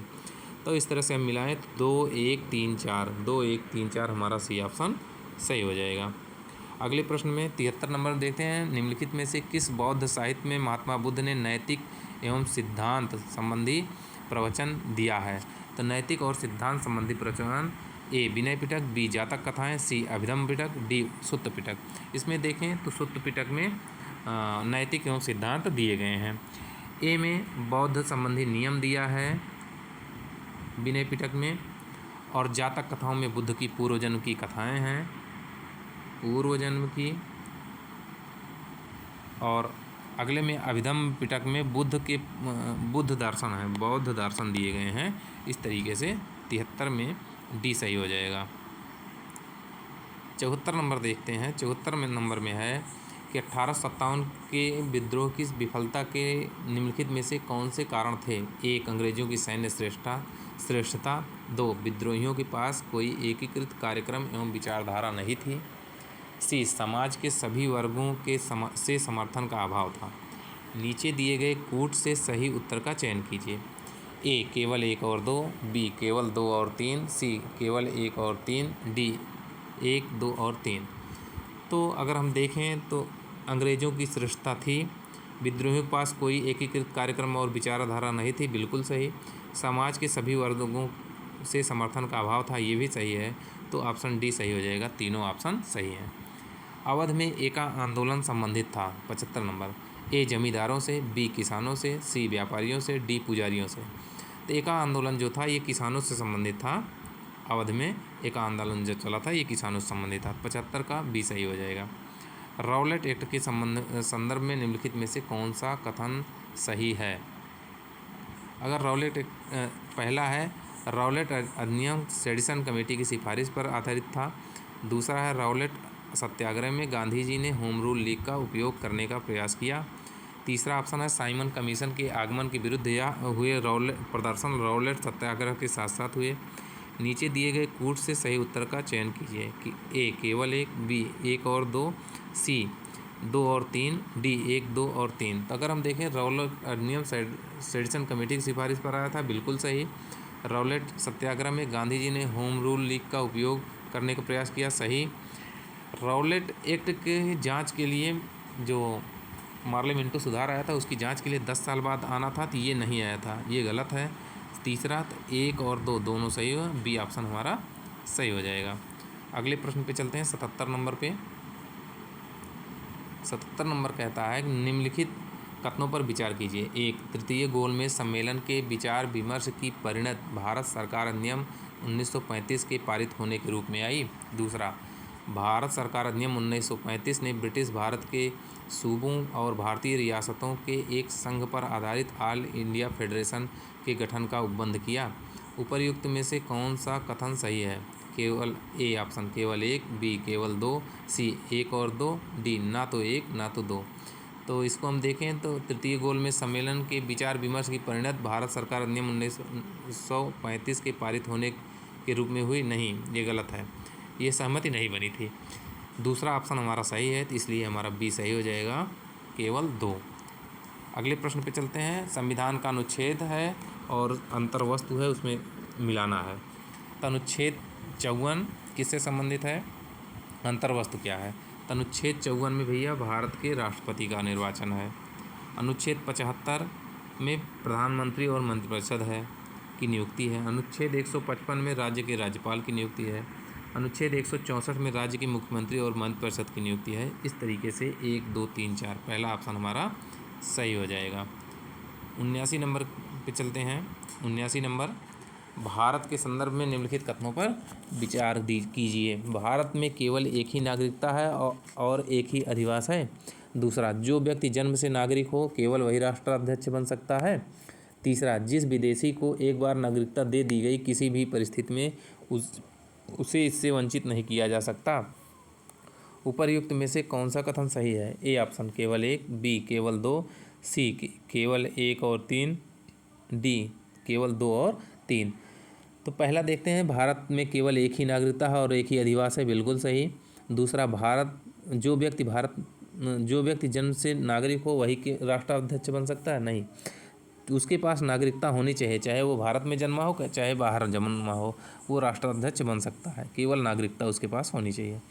जिस विदेशी को एक बार नागरिकता दे दी गई है किसी भी परिस्थिति में उसे वंचित नहीं किया जा सकता, बिल्कुल वंचित किया जा सकता है, तो ये भी गलत है। तो केवल 1 पहला ऑप्शन हमारा सही हो जाएगा। 80 नंबर देखते हैं, निम्नलिखित कथनों पर विचार कीजिए। 1 नंबर, जेड मोड़ टनल जम्मू कश्मीर के गंदेरबल जिले में स्थित है। दूसरा, यह टनल श्रीनगर लेह राजमार्ग पर थजीवास ग्लेशियर के नीचे बनाई गई है। तीसरा ऑप्शन, यह परियोजना भारत म्यांमार सीमा पर व्यापारिक मार्ग के रूप में विकसित की जा रही है। उपर्युक्त में से कौन सा कथन सही है? ए ऑप्शन केवल 1 और 2, बी केवल 2 और 3, सी केवल 1 और 3, डी 1, 2 और 3। तो जेड टनल जम्मू कश्मीर के गंदेरवाल ज़िले में है, बिल्कुल सही। यह टनल श्रीनगर लेह राजमार्ग पर थजीवास ग्लेशियर नीचे बनाई गई, बिल्कुल सही। यह परियोजना भारत म्यांमार सीमा पर न होकर भारत चीन सीमा पर है, इस वजह से ये तीसरा गलत हो गया। तो केवल 1 और 2 ये ऑप्शन सही है ए। अगले प्रश्न पे चलते हैं।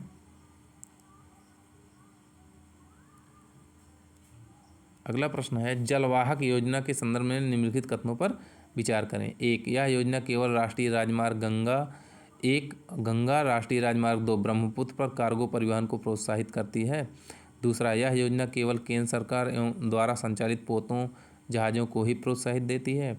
तीसरा, पात्र मार्गों पर योजना के तहत कुल परिचालन व्यय का अधिकतम 35% तक प्रतिपूर्ति प्रदान की जाती है। उपर्युक्त में से कौन सा से कथन सही है?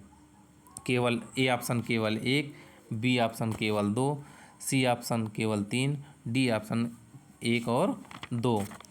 तो अगर हम इसकी बात करें 81 नंबर, इसमें है पहला, केवल राष्ट्रीय राजमार्ग 1 गंगा और ब्रह्मपुत्र पर है, तो ये गलत हो गया। यह योजना केवल केंद्र सरकार द्वारा संचालित पोतों को ही प्रोत्साहित करती है, नहीं, केंद्र के साथ साथ राज्यों द्वारा संचालित पोतों को भी प्रोत्साहित करती है। पात्र मार्गों पर योजना के कुल परिचालन व्यय का अधिकतम 35% तक प्रतिपूर्ति प्रदान की जाती है, तो सही है। तो केवल 3 सही हो जाएगा बस। 82 नंबर, पंचायत उन्नति सूचकांक के अंतर्गत निम्नलिखित में से कौन से विषय शामिल हैं? 1, बाल अनुकूल पंचायत, 2, स्मार्ट पंचायत, 3, सुशासन युक्त पंचायत, 4, महिला अनुकूल पंचायत। नीचे दिए गए कूट से सही उत्तर का चयन कीजिए। ए, केवल 1, 2 और 3, बी केवल 1, 3 और 4, सी केवल 2, 3 और 4, डी 1, 2, 3 और 4। तो हम इसको देखें तो पहला, बाल अनुकूल पंचायत होनी चाहिए। दूसरा, स्मार्ट पंचायत की बात नहीं की गई है। तीसरा, सुशासन युक्त पंचायत की है। महिला अनुकूल पंचायत होनी चाहिए। तो इस तरीके से देखें तो 1, 3 और 4 सही होता है और हमारा बी ऑप्शन सही हो जाएगा। अगले प्रश्न पे चलते हैं। 83 नंबर पे, ISFR इंडियन फॉरेस्ट रिपोर्ट के अनुसार 2023 के अनुसार निम्नलिखित राज्यों का वनावरण क्षेत्रफल स्क्वायर किलोमीटर की दृष्टि से सही रैंक के साथ मिलान कीजिए। सूची 1 में राज्य है, सूची 2 में रैंक है। राज्य में ए मध्य प्रदेश, बी अरुणाचल प्रदेश, सी छत्तीसगढ़, डी उड़ीसा। और नंबर 1 पे प्रथम, नंबर 2 द्वितीय, नंबर 3 तृतीय, 4 चतुर्थ। नीचे दिए गए कूट से सही उत्तर का मिलान करना है। तो मध्य प्रदेश में सर्वाधिक one 1 number, Arunachal Pradesh 2 number, Chhattisgarh 3 number और उड़ीसा 4 नंबर। इसके साथ हमारा ऑप्शन ए सही हो जाएगा। अगला प्रश्न, 26वीं एशियाई एथलेटिक्स चैंपियनशिप 2025 में भारत को पुरुष 10,000 मीटर और 5,000 मीटर में स्वर्ण पदक किस खिलाड़ी ने दिलाया था? ए अविनाश सावले, बी गुलबीर सिंह, सी रिचर्ड रविंद्रा और डी अनिमेश कुजूर। इसमें देखें 26वें एशियाई एथलेटिक्स में तो ये गुमी में हुआ था। तो इसको हम अगर देखें, गुमी दक्षिण कोरिया में हुआ था। चीन नंबर 1 पे था, भारत नंबर 2 पे था। 8 स्वर्ण पदक के साथ 24 पदक जीते नंबर 2 पे। और ये जो 10 किलोमीटर और 5 किलोमीटर स्वर्ण पदक है, इसको गुलबीर सिंह ने जीता था। तो हमारा बी ऑप्शन सही हो जाएगा। अगले प्रश्न पे बात करते हैं। 85 नंबर। 85 नंबर कहता है कि निम्नलिखित में से कौन सा से कथन सही है? 1, वेस्टर्न सिडनी विश्वविद्यालय का कैंपस लखनऊ में स्थापित किया जाएगा। 2, यह उत्तर प्रदेश में पहला विदेशी विश्वविद्यालय कैंपस होगा। नीचे दिए गए कूट से सही उत्तर का चयन कीजिए। ए केवल 1, बी केवल 2, सी 1 और 2 दोनों, डी ना तो 1 ना ही 2। तो वेस्टर्न सिडनी विश्वविद्यालय का कैंपस लखनऊ में ना होकर ग्रेटर नोएडा में होगा। ग्रेटर नोएडा में, तो पहला गलत हो गया। दूसरा, यह उत्तर प्रदेश में पहली विदेशी विश्वविद्यालय है, बिल्कुल सही। तो हमारा बी ऑप्शन सही हो जाएगा। अगला 86 नंबर बात करते हैं क्वांटम कंप्यूटिंग। भारत का पहला क्वांटम कंप्यूटिंग टेक पार्क कहाँ स्थापित किया जा रहा है और इसके सॉफ्टवेयर एवं एल्गोरिदम विकास में किन प्रमुख तकनीकी कंपनियों की भागीदारी है? ए ऑप्शन बेंगलुरु गूगल और इन्फोसिस, बी पुणे माइक्रोसॉफ्ट और टीसीएस, सी अमरावती टीसीएस और आईबीएम, डी हैदराबाद इंटेल और L&T।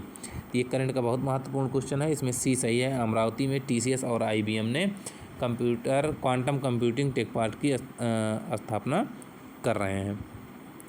87 नंबर, राष्ट्रीय शून्य खसरा रुबेला उन्मूलन अभियान के संदर्भ में निम्नलिखित में से कौन सा कथन सही है? ए ऑप्शन भारत में खसरा रुबेला उन्मूलन का लक्ष्य 2030 रखा गया, गलत, 2026 सही है। दूसरा, खसरा डीएनए वायरस से होता है और अत्यधिक संक्रामक होता है, नहीं, आरएनए वायरस से होता है, ये गलत है। तीसरा, सी खसरा मोरबिली वायरस से के कारण होता है जो बुखार और लाल चकत्ते उत्पन्न करता है। डी ऑप्शन एमआर वैक्सीन केवल रूबेला से बचाव करती है, खसरे से नहीं, तो डी भी गलत है, केवल रूबेला से नहीं, रूबेला और खसरे दोनों से बचाव करती है, इसमें सी ऑप्शन सही हो जाएगा। यह मोरबिली विषाणु से होता है जिसमें लाल लाल चकत्ते पड़ जाते हैं। 88 नंबर, जून 2025 में उत्तर प्रदेश की धरती से पहला पेलोड मॉडल रॉकेट परीक्षण किस जिले में हुआ? A option Ghaziabad, B Kushinagar, C Noida, D Kanpur. ये परीक्षण हमारा कुशीनगर में हुआ था, बी ऑप्शन सही है। 89 नंबर पर चलते हैं। 89 नंबर कहता है भारतीय सेना के ऑपरेशन सिंदूर मई 2025 में किस आत्मघाती ड्रोन का उपयोग किया था? A switch drone, B Rustam UAV, C Harop drone, D Heron drone. तो ऑपरेशन सिंदूर के दौरान भारत ने हारोप ड्रोन का आत्मघाती ड्रोन का उपयोग किया, सी ऑप्शन सही है। इसको इजरायल के सहयोग से बेंगलुरु में बनाया जा रहा है, स्वदेशी तकनीक का उपयोग किया जा रहा है। इसको LMS लो कास्ट मिनिएचर स्वार्म ड्रोन या लोइटेरिंग म्यूनिशन सिस्टम भी कहा जाता है, तो हमारा सी ऑप्शन सही हो जाएगा। अगले प्रश्न पे चलते हैं। फरवरी 2025 में भारत की पहली स्वदेशी रूप से विकसित प्रोसेसर शक्ति चिप विकसित की गई, इससे संबंधित निम्नलिखित कथनों पर विचार कीजिए। शक्ति चिप का विकास DRDO और IIT मद्रास ने किया है। दूसरा, यह चिप RISC-V आधारित ओपन सोर्स आर्किटेक्चर पर आधारित है। उपर्युक्त में से कौन से कथन सही हैं? ऑप्शन ए केवल एक, ऑप्शन बी केवल दो, ऑप्शन सी एक और दो, ऑप्शन डी ना तो एक ना ही दो। तो जब शक्ति चिप की बात करते हैं तो इसको DRDO और IIT मद्रास ने बनाया है, नहीं, इसको DRDO ने नहीं, IIT मद्रास तो है, इंटेल ने बनाया है, इंटेल अर्धचारक प्रयोगशाला, और मद्रास IIT ने बनाया है, DRDO ने नहीं बनाया है, तो पहला गलत हो गया। दूसरा, यह चिप RISC-V आधारित ओपन सोर्स आर्किटेक्चर पर आधारित है, बिल्कुल सही, तो केवल दो सही हो जाएगा, बी ऑप्शन हमारा सही हो जाएगा। निम्नलिखित में से कौन सा राज्य भारतीय संविधान की छठी अनुसूची में द्वारा शासित नहीं है? A option Tripura, B Assam, C Mizoram, D Arunachal Pradesh. तो छठी अनुसूची में हमारे असम, मेघालय, त्रिपुरा, मिजोरम है, अरुणाचल प्रदेश नहीं है, तो हमारा डी ऑप्शन सही हो जाएगा। 89 नंबर पे चलते हैं। 92 नंबर पे 92 नंबर में है कि न्यायाधीशों की नियुक्ति संबंध में न्यायिक स्वायत्तता के परिप्रेक्ष्य में कॉलेजियम प्रणाली के विषय में निम्नलिखित कथनों पर विचार कीजिए। सुप्रीम कोर्ट का कॉलेजियम मुख्य न्यायाधीश की अध्यक्षता में कार्य करता है तथा उसमें चार अन्य वरिष्ठतम न्यायाधीश सदस्य होते हैं। दूसरा, यह प्रणाली संसद द्वारा अधिनियम के माध्यम से स्थापित की गई है, जिसे संविधान के अनुच्छेद 124 में उल्लिखित किया गया है। उच्च न्यायालय के न्यायाधीशों की नियुक्ति में कॉलेजियम प्रणाली बाध्यकारी न होकर केवल परामर्शदात्री व्यवस्था के रूप में कार्य करती है।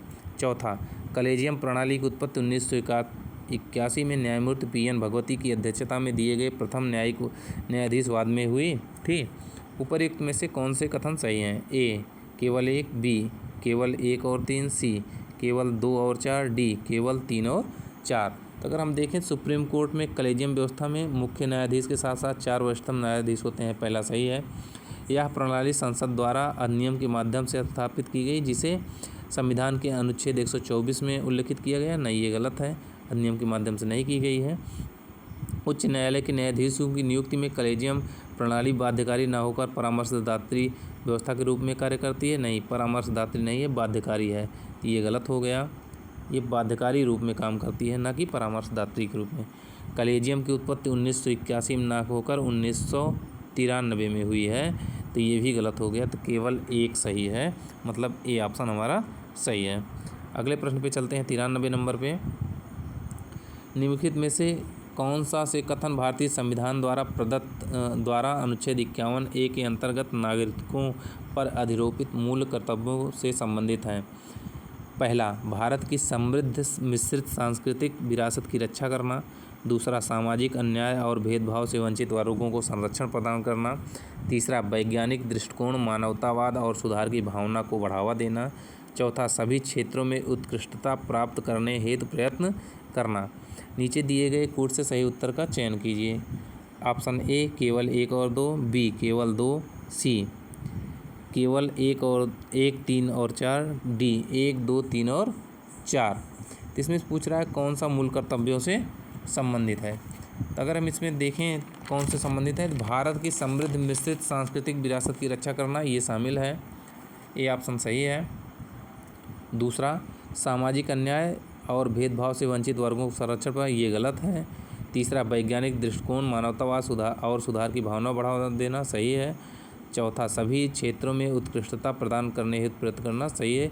ये मूल कर्तव्यों की बात हो रही है, कौन कौन से हैं? तो केवल सी सही है, 1, 3 और 4 हमारा सी ऑप्शन सही है। अगले क्वेश्चन पे चलते हैं 94 नंबर पे। 94 नंबर पे नीचे दिए 2 कथन दिए गए हैं, एक को अभिकथन तथा दूसरे को कारण आर कहा गया है। अभिकथन है, भारतीय सशस्त्र बलों का सर्वोच्च कमांड राष्ट्रपति में निहित होता है, जैसा कि संविधान द्वारा निर्धारित है। कारण आर, राष्ट्रपति एक स्वतंत्र कार्यपालिका प्रमुख के रूप में सैन्य निर्णयों में संसद या मंत्रिपरिषद की सलाह से स्वतंत्र रूप से कार्य कर सकते हैं। नीचे दिए गए कूट से सही उत्तर का चयन कीजिए। कूट ए है, ए और आर दोनों सही हैं और आर ए की सही व्याख्या करता है। बी, ए और आर दोनों सही हैं किंतु आर ए की सही व्याख्या नहीं करता।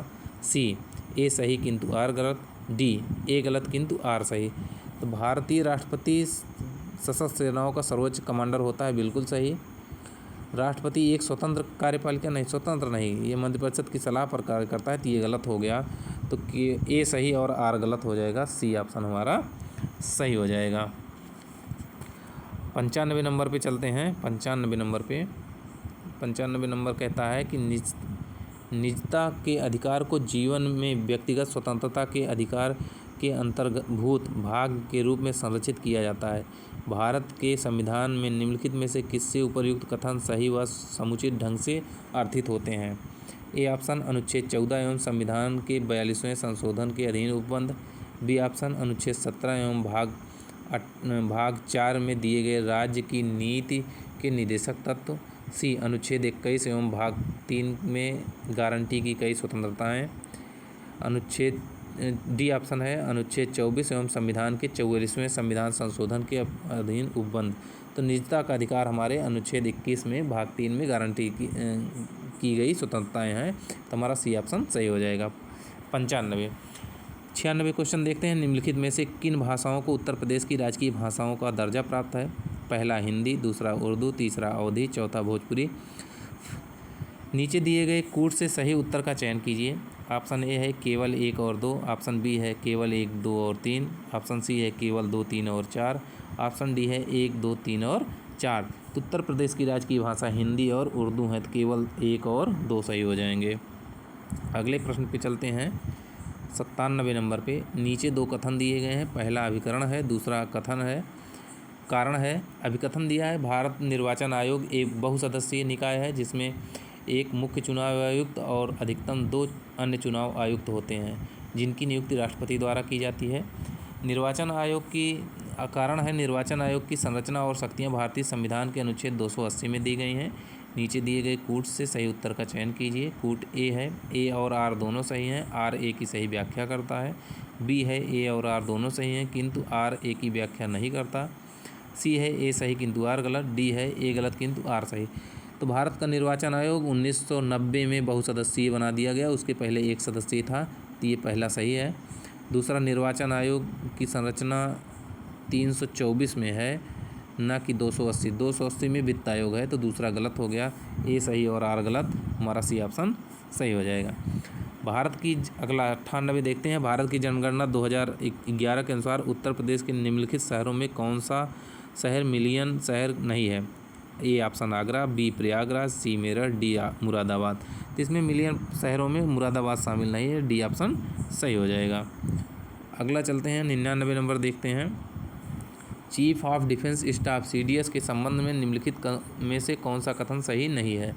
तो ये सही नहीं पूछ रहा है, इसको देखिएगा। ए ऑप्शन, इस पद के लिए अधिकतम उम्र सीमा 65 वर्ष है, बिल्कुल सही बात कर रहा है।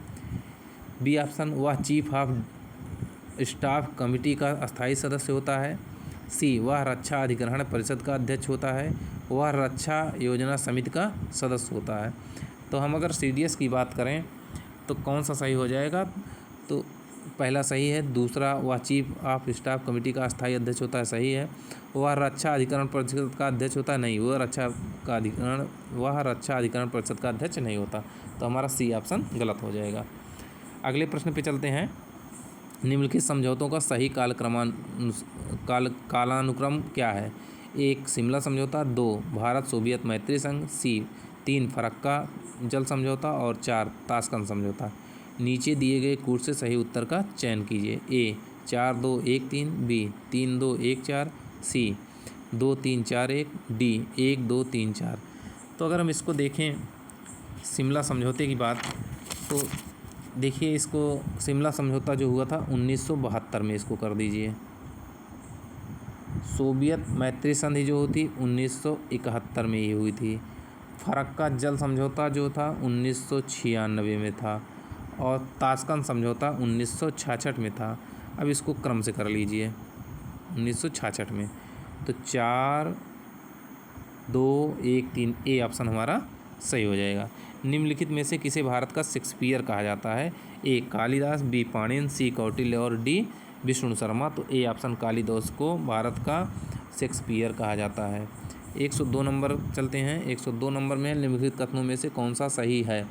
ए अजंता गुफाएं भगोरा नदी की घाटी में स्थित हैं। दूसरा, बी सांची स्तूप चंबल नदी घाटी में स्थित है। डी पांडुलेड़ा गुफा देव मंदिर नर्मदा नदी की घाटी में स्थित है। डी अमरावती स्तूप गोदावरी नदी घाटी में स्थित है। इसमें से बताना है कौन सही है। तो पहला जो है अजंता की गुफाएं भगोरा नदी पे हैं, सही है। सांची की स्तूप जो है चंबल पे ना होकर बेतवा पे है, बेतवा नदी घाटी पे है। ये पांडुलेड़ा गुफा मंदिर नर्मदा पे ना होकर गोदावरी पे है, ये गोदावरी पे है। और ये गोदावरी पे ना होकर कृष्णा पे है। इस तरीके से पहला ऑप्शन हमारा सही हो गया। 103 है, नाट्य शास्त्र की रचना किसकी रचना है? ए विश्वनाथ, बी भामा, सी भरत मुनि, डी भवभूत। तो ये भरत मुनि की रचना है, सी ऑप्शन हमारा सही हो जाएगा। 104 नंबर की बात करते हैं। मंदिर स्थापत्य के संदर्भ में निम्नलिखित में से कौन सा से कथन सही है? एक स्वतंत्र आधार चूना पत्थर के मंदिरों का उद्भव गुप्त काल से माना जाता है। बी लाडखां जो कि एक प्रारंभिक मंदिर है, बादामी के चालुक्यों से संबंध है। तीसरा, खजुराहो के मंदिरों में मंदिर के समस्त खंड आंतरिक और बाह्य रूप से जुड़े हुए हैं। डी कांची का कैलाश मंदिर द्रविड़ शैली का सबसे प्रारंभिक स्वतंत्र आधार का मंदिर है। नीचे दिए गए कूट से सही उत्तर का चयन कीजिए। ए 1, 3 और 4, बी 1 और 2, सी 1, 2 और 4, डी 1, 2 और 3। इसमें देखें तो पहला स्वतंत्र आधार चूना पत्थर के मंदिरों का उद्भव गुप्त काल में हुआ, सही बात है। लाडखा जो कि एक प्रारंभिक मंदिर है, बादामी चालुक्यों से संबंध है, सही है। खजुराहो के मंदिरों में मंदिर के समस्त खंड आंतरिक और बाह्य रूप से जुड़े हैं, सही है। कांची का कैलाश मंदिर द्रविड़ शैली का सबसे प्रारंभिक नहीं, सबसे पहले प्रारंभिक जो है शोर मंदिर है। तो ये चौथा गलत हो जाएगा। 1, 2 और 3, डी ऑप्शन हमारा सही हो जाएगा। 105 है, मराठों के उत्कर्ष के महत्वपूर्ण कारण निम्नलिखित में से कौन से थे? मराठों की भौगोलिक स्थिति पहला, दूसरा तत्कालिक धार्मिक आंदोलन, तीसरा शिवाजी का जुझारू व्यक्तित्व, चौथा शिवाजी द्वारा दक्षिण शासकों से आर्थिक व सैन्य सहायता प्राप्त करना। नीचे दिए गए कूट से सही उत्तर का चयन कीजिए। ए 1, 2 और 3, बी 1, 3 और 4, सी 1, 2 और 4, डी उपरोक्त में से कोई नहीं। इसमें पहला, भौगोलिक स्थिति उनकी अच्छी थी। तात्कालिक धार्मिक आंदोलन सही है। शिवाजी का जुझारू व्यक्तित्व सही है। चौथा, इनको शासकों का सैनिक और आर्थिक सहयोग नहीं मिला। तो 1, 2 और 3 सही हो जाएगा। 105 में पहला सही हो गया। अब आते हैं 106 पे। 106 नंबर कहता है उस्ताद मंसूर किसके शासनकाल के प्रसिद्ध चित्रकार थे? ए अकबर, बी जहांगीर, सी शाहजहां, डी औरंगजेब। तो मंसूर जो थे वो पक्षी विशेषज्ञ थे और जहांगीर के शासनकाल में थे। इनको नादिर उल असर की उपाधि दी गई थी। ये पक्षी विशेषज्ञ थे। 107 नंबर पर चलते हैं। रुद्रमा देवी के संदर्भ में निम्नलिखित कथनों पर विचार कीजिए। पहला, रुद्रमा देवी वारंगल के काकतीय वंश की चौथी शासिका थी। दूसरा, उन्होंने दक्षिण तमिलनाडु के पांड्य उड़ीसा के पूर्वी गंग शासकों तथा देवगिर के सेऊना शासकों को पराजित किया। ऊपर में से कौन सा से कथन सही है? ए ना तो 1 ना ही 2, बी केवल 1, सी 1 और 2 दोनों, डी केवल 2। इसमें से ये प्रीवियस ईयर क्वेश्चन है। 1 और 2 दोनों सही हैं रुद्रमा देवी का। अगला प्रश्न चलते हैं 108 number. NDB new development bank में सदस्यता मिलने का सबसे संभावित लाभ क्या हो सकता है? ए सैन्य सहयोग, बी मुद्रा विनिमय सुविधा, सी बुनियादी ढांचा वित्त पोषण, डी व्यापार प्रतिबंध हटाना। इसमें सी ऑप्शन सही हो जाएगा, बुनियादी ढांचा वित्त पोषण। 109, हाल ही में मध्य पूर्व में हुए घटनाक्रमों के संदर्भ में निम्नलिखित में से कौन सा से कथन सही है? इजराइल द्वारा ईरान पर पहला है, इजराइल द्वारा ईरान पर किए गए ऑपरेशन राइजिंग लायन का उद्देश्य केवल सैन्य ठिकानों पर हमला करना है था। दूसरा, अमेरिका ने सीधे युद्ध में भाग नहीं लिया। तीसरा है, ईरान ने ऑपरेशन मिडनाइट हैमर के तहत जवाबी हमला किया। चौथा है, भारत ने इस संघर्ष में मध्यस्थता की भूमिका निभाई। नीचे दिए गए कोड से सही उत्तर का चयन कीजिए। ऑप्शन ए है केवल 1 और 2, बी है केवल 2, सी केवल 3 और 4, डी केवल 1, 2 और 3। तो पहला देखते हैं, इजराइल द्वारा ईरान पर किए गए ऑपरेशन राइजिंग लायन का उद्देश्य केवल सैन्य ठिकानों नहीं था, उसके परमाणु हथियार विकास कार्यक्रम था, उसको नष्ट करना था। तो पहला गलत है। अमेरिका ने सीधे युद्ध में भाग नहीं लिया, ये सही है। ईरान ने ऑपरेशन मिडनाइट हैमर के तहत जवाबी हमला किया, नहीं। अमेरिका ने जो ईरान पे अटैक किया था वो था ये। चौथा, भारत ने इसमें मध्यस्थता की भूमिका निभाई, नहीं, ये भी गलत है। तो केवल 2 सही। अगले प्रश्न पे चलते हैं 110 नंबर पे। निम्नलिखित में से कौन सा कथन सही नहीं है? T20 विश्व कप की मेजबानी 2 देशों ने की। हाँ, अमेरिका और यूरोपियन ने। बी जसप्रीत बुमराह को मैन ऑफ द मैच चुना गया। सी भारत ने अब तक 2 बार T20 विश्व कप जीता है। सी पैट कमिंस ने लगातार 2 मैचों में हैट्रिक लिए। कौन सा सही नहीं पूछ रहा है? तो इसमें जो जसप्रीत बुमराह है इनको मैन ऑफ द मैच नहीं दिया गया। Man of the match Virat Kohli हुए हैं, इनको मैन ऑफ द सीरीज बनाया गया है। तो ये बी वाला गलत हो जाएगा और सब सही हैं। 111, लखनऊ में भारत का पहला सैनिक स्कूल स्थापित होने के समय उत्तर प्रदेश के मुख्यमंत्री कौन थे? ए हेमवती नंदन बहुगुणा, बी डॉक्टर संपूर्णानंद, सी सुचेता कृपलानी, डी गोविंद वल्लभ पंत। इसमें संपूर्णानंद के समय में पहला सैनिक स्कूल स्थापित किया गया था। 112 नंबर देखते हैं। मेजराना क्या है? ये पूछ रहा है मेजराना क्या है। पहला ऑप्शन है भारत की पहली सुपर कंडक्टिंग चिप। दूसरा है अमेजन द्वारा विकसित AI प्रोसेसर। सी माइक्रोसॉफ्ट द्वारा विकसित प्रायोगिक क्वांटम चिप। डी ऑप्शन है इसरो की क्वांटम एन्क्रिप्शन तकनीक। तो सी सही है, माइक्रोसॉफ्ट द्वारा विकसित क्वांटम चिप है। अगला प्रश्न, बजट 2025-26 में कुल व्यय का कौन सा घटक सबसे बड़ा है? ए रक्षा व्यय, बी ब्याज भुगतान, सी पेंशन, डी सब्सिडी। तो ब्याज भुगतान जो है शुरू से ही सबसे ज़्यादा रहा है। अगले चलते हैं वैश्विक नवाचार पुरस्कार पे। वैश्विक नवाचार सूचकांक 2024 के संबंध में निम्नलिखित कथनों पर विचार कीजिए। एक, इस रिपोर्ट को बीपो ने द पोर्ट रूलन्स इंस्टीट्यूट के सहयोग से प्रकाशित किया। दूसरा, भारत 2011 से लगातार इनोवेशन ओवर परफॉर्मर रहा है। तीसरा, भारत वैश्विक नवाचार रैंकिंग में टॉप 30 में शामिल है। उपर्युक्त में से कौन सा से कथन सही है? ए केवल 1 और 2, बी केवल 2 और 3, सी केवल 1, डी 1, 2 और 3। तो 114 नंबर को अगर हम देखें तो इस पहला सही है। इस रिपोर्ट को बीपो ने द पोर्ट रूलन्स इंस्टीट्यूट के सहयोग से जारी किया गया। भारत ने 2011 लगातार इनोवेशन ओवर परफॉर्मर रहा है, सही है। भारत की रैंक टॉप 30 में नहीं है, तो ये तीसरा गलत हो गया, 1, 2 सही हो जाएंगे। अगला है, भारत सरकार ने किस तिथि को प्रतिवर्ष हैदराबाद मुक्त दिवस के रूप में मनाने का निर्णय लिया है? तो ऑप्शन ए है 15 अगस्त, बी है 17 सितंबर, सी है 27 अक्टूबर, डी है 1 नवंबर। तो ऑपरेशन पोलो के तहत 17 सितंबर को हैदराबाद मुक्त हुआ था, इसीलिए 17 सितंबर को हैदराबाद मुक्त दिवस मनाया जाता है। ऑप्शन बी सही है। 116 पे आते हैं। भारत सरकार द्वारा सेमीकॉन इंडिया कार्यक्रम के तहत विभिन्न राज्यों में स्वीकृत सेमीकंडक्टर इकाइयों सूची 1 को उनके संबंधित राज्यों सूची 2 से सुसंगत रूप से मिलाई है। ए में है सेमीकंडक्टर इकाई, बी में है राज्य। तो पहला माइक्रॉन ATMP है, दूसरा है टाटा PSMC5, तीसरा है TSAT टाटा ATMP और डी है HCL फॉक्सकॉन।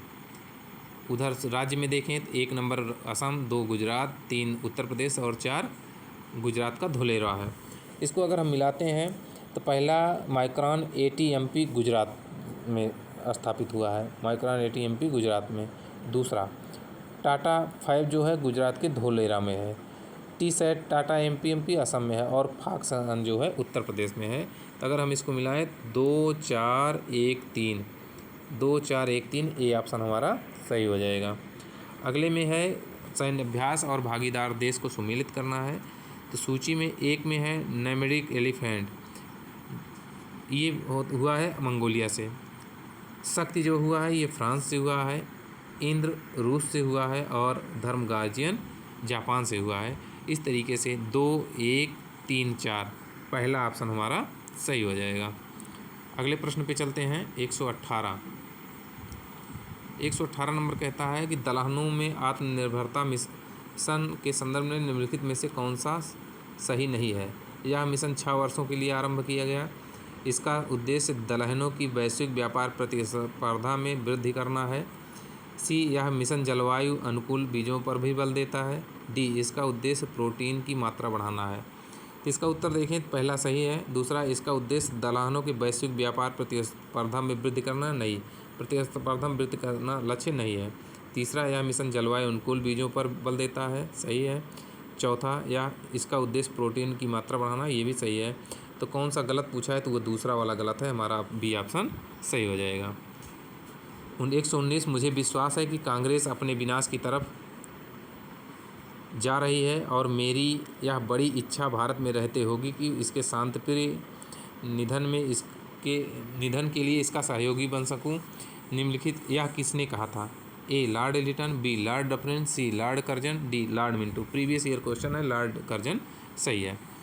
अगले में है सूची 1, व्यक्ति को सूची 2, संस्था आंदोलन से सम्मिलित कीजिए, कारण कीजिए तथा दिए गए कूट से सही उत्तर का चयन कीजिए। दयानंद सरस्वती ने आर्य समाज की स्थापना की थी, इसको आर्य समाज से मिला दीजिए। खान अब्दुल गफ्फार खान ने खुदाई खिदमतगार की स्थापना की थी। राजा राम मोहन राय ने ब्रह्म समाज की और देवेंद्र नाथ टैगोर ने तत्वबोधिनी सभा की स्थापना की।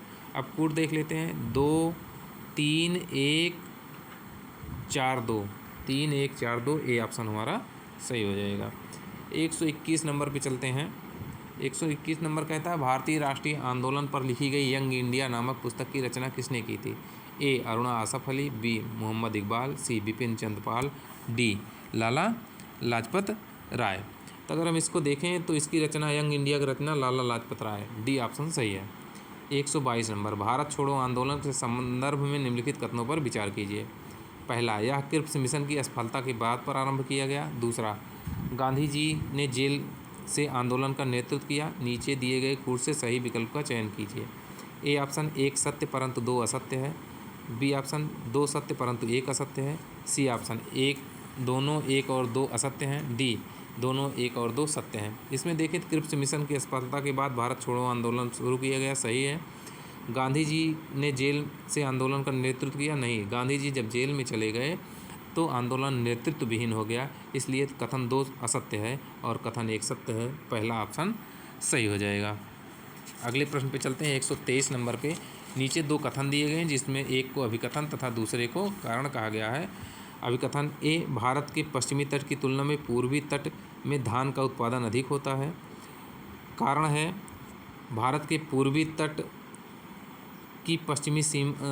तट पर पश्चिमी सीमा की तुलना में अधिक वर्षा होती है।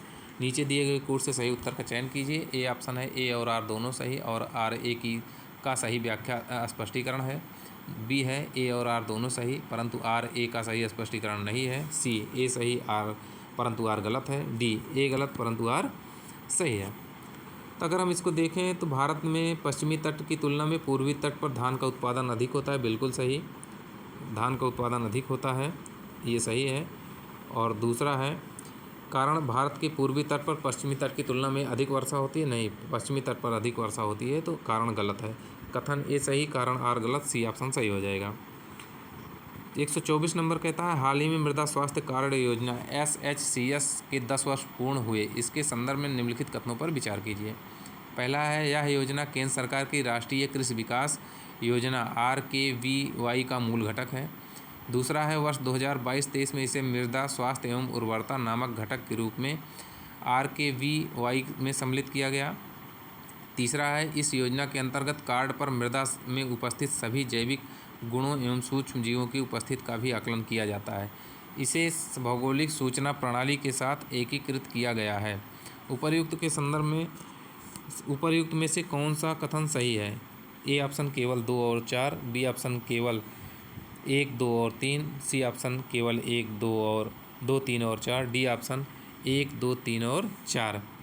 तो अगर हम इसमें देखें कौन कौन से गलत हैं, तो पहला, यह योजना केंद्र सरकार की राष्ट्रीय कृषि विकास योजना का मूल घटक है, नहीं, ये राष्ट्रीय कृषि विकास योजना का घटक नहीं है।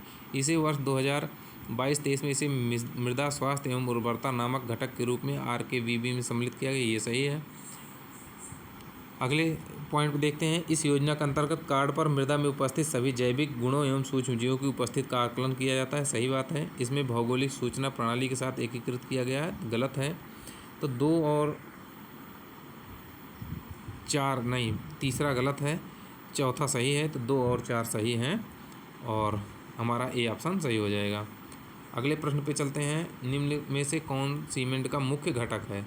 ए जिप्सम, बी चूना पत्थर, सी राख और डी मटियार। तो चूना पत्थर इसका प्रमुख घटक है। 126 नंबर, हाल ही में कार्बन क्रेडिट ट्रेडिंग योजना के संदर्भ में भारत के निम्नलिखित लक्ष्यों पर विचार कीजिए। पहला, पेरिस जलवायु समझौते के तहत भारत ने 2030 तक ग्रीन हाउस उत्सर्जन की तीव्रता में 45% की कमी का लक्ष्य रखा है। दूसरा, 2030 तक कुल स्थापित विद्युत उत्पादन क्षमता का 50% गैर जीवाश्म ऊर्जा जैसे सौर पवन जल विद्युत आदि से प्राप्त करने का लक्ष्य है। तीसरा है, नेट जीरो कार्बन उत्सर्जन लक्ष्य भारत ने 2070 तक प्राप्त करने का संकल्प लिया है। चौथा है, भारत सरकार ने सभी MSME इकाइयों को CCTS के अंतर्गत लाने का निर्णय लिया है। इसमें से उपरयुक्त में से कौन सा सही है? तो ए ऑप्शन है केवल 1, 2 और 3, बी ऑप्शन है केवल 1 और 4, सी ऑप्शन है केवल 2 और 3, डी ऑप्शन है 1, 2, 3 और 4। अगर हम इसको देखें तो पहला, पेरिस जलवायु समझौते के तहत 2030 तक भारत ने ग्रीन हाउस गैसों में 45% कमी का लक्ष्य रखा है, बिल्कुल सही है। 2030 तक भारत 50% गैर जीवाश्म ऊर्जा प्राप्त उत्पादन का लक्ष्य रखा है, ये भी सही है। नेट जीरो कार्बन उत्सर्जन लक्ष्य भारत 2070 तक का है, सही है। ये चौथा गलत है, तो हमारा ए ऑप्शन सही हो जाएगा, 1, 2, 3 सही है। अगले पे चलते हैं। 127 नंबर पे सूची 1 को सूची 2 से सुमेल करना है। एक तरफ चक्रवात दिए हैं और दूसरी तरफ संबंधित क्षेत्र दिए हैं। तो बिली चक्रवात कहाँ चलता है? तो बिली ऑस्ट्रेलिया में चलता है। हरिकेन कहाँ चलता है? हरिकेन अमेरिका में चलता है। टाइफून चीन में चलता है और बागियो फिलीपींस में। ऑप्शन मिलाइए, 2, 1, 3, 4। 2, 1, 3, 4 बी ऑप्शन हमारा सही हो जाएगा। अगले प्रश्न पे चलते हैं। 128 नंबर, निम्नलिखित कथनों पर विचार कीजिए। एक, भूमध्यवर्ती क्षेत्रों में 4 मुख्य ऋतुओं में विभाजित होते हैं। भूमध्य रेखीय क्षेत्रों में 4 मुख्य ऋतुओं में विभाजित होते हैं। तो पहला हो गया। दूसरा देखते हैं, भूमध्य सागरीय क्षेत्रों में गर्मियों में अधिक वर्षा होती है। तीसरा, चीन की तरह की जलवायु में पूरे वर्ष वर्षा होती है। चौथा, उष्णकटिबंधीय उच्च भूमियाँ विभिन्न जलवायु के ऊर्ध्वाधर अनुक्षेत्र वर्गीकरण को प्रदर्शित करती हैं। उपर्युक्त में से कौन सा सही है? पहला ए ऑप्शन है 1, 2, 3 और 4, बी ऑप्शन है 1, 2 और 3, सी ऑप्शन है 1, 2 और 4, डी ऑप्शन है 3 और 4। तो पहला देखते हैं, भूमध्यवर्ती क्षेत्रों में वर्ष 4 ऋतुओं में विभाजित होता है, नहीं 3 में होता है। भूमध्य सागरीय क्षेत्रों में गर्मियों में अधिक वर्षा होती है, नहीं सर्दियों में अधिक वर्षा होती है। चीन की तरह की जलवायु में पूरे वर्ष वर्षा होती है, सही है। उष्णकटिबंधीय उच्च भूमियाँ विभिन्न जलवायु के ऊर्ध्वाधर अनुक्षेत्र वर्गीकरण को प्रदर्शित करती हैं, सही है। तो 3 और 4 सही है, डी ऑप्शन सही हो जाएगा। 129 निम्नलिखित में से कौन सी महासागरीय धारा दक्षिण अटलांटिक महासागर में ठंडी जलधारा के रूप में प्रवाहित होती है? 129 में अगर हम देखें तो ए ऑप्शन है ब्राज़ील धारा, बी ऑप्शन है बेंगुइला धारा, सी ऑप्शन है गल्फ स्ट्रीम धारा, डी ऑप्शन है क्यूरोसियो धारा। तो दक्षिण अटलांटिक महासागर में ठंडी जलधारा पूछ रहा है तो वह है बेंगुइला। ब्राज़ील, गल्फ स्ट्रीम और क्यूरोसियो। ब्राज़ील गर्म है और गल्फ स्ट्रीम उत्तरी अटलांटिक की है, क्यूरोसियो प्रशांत महासागर की है।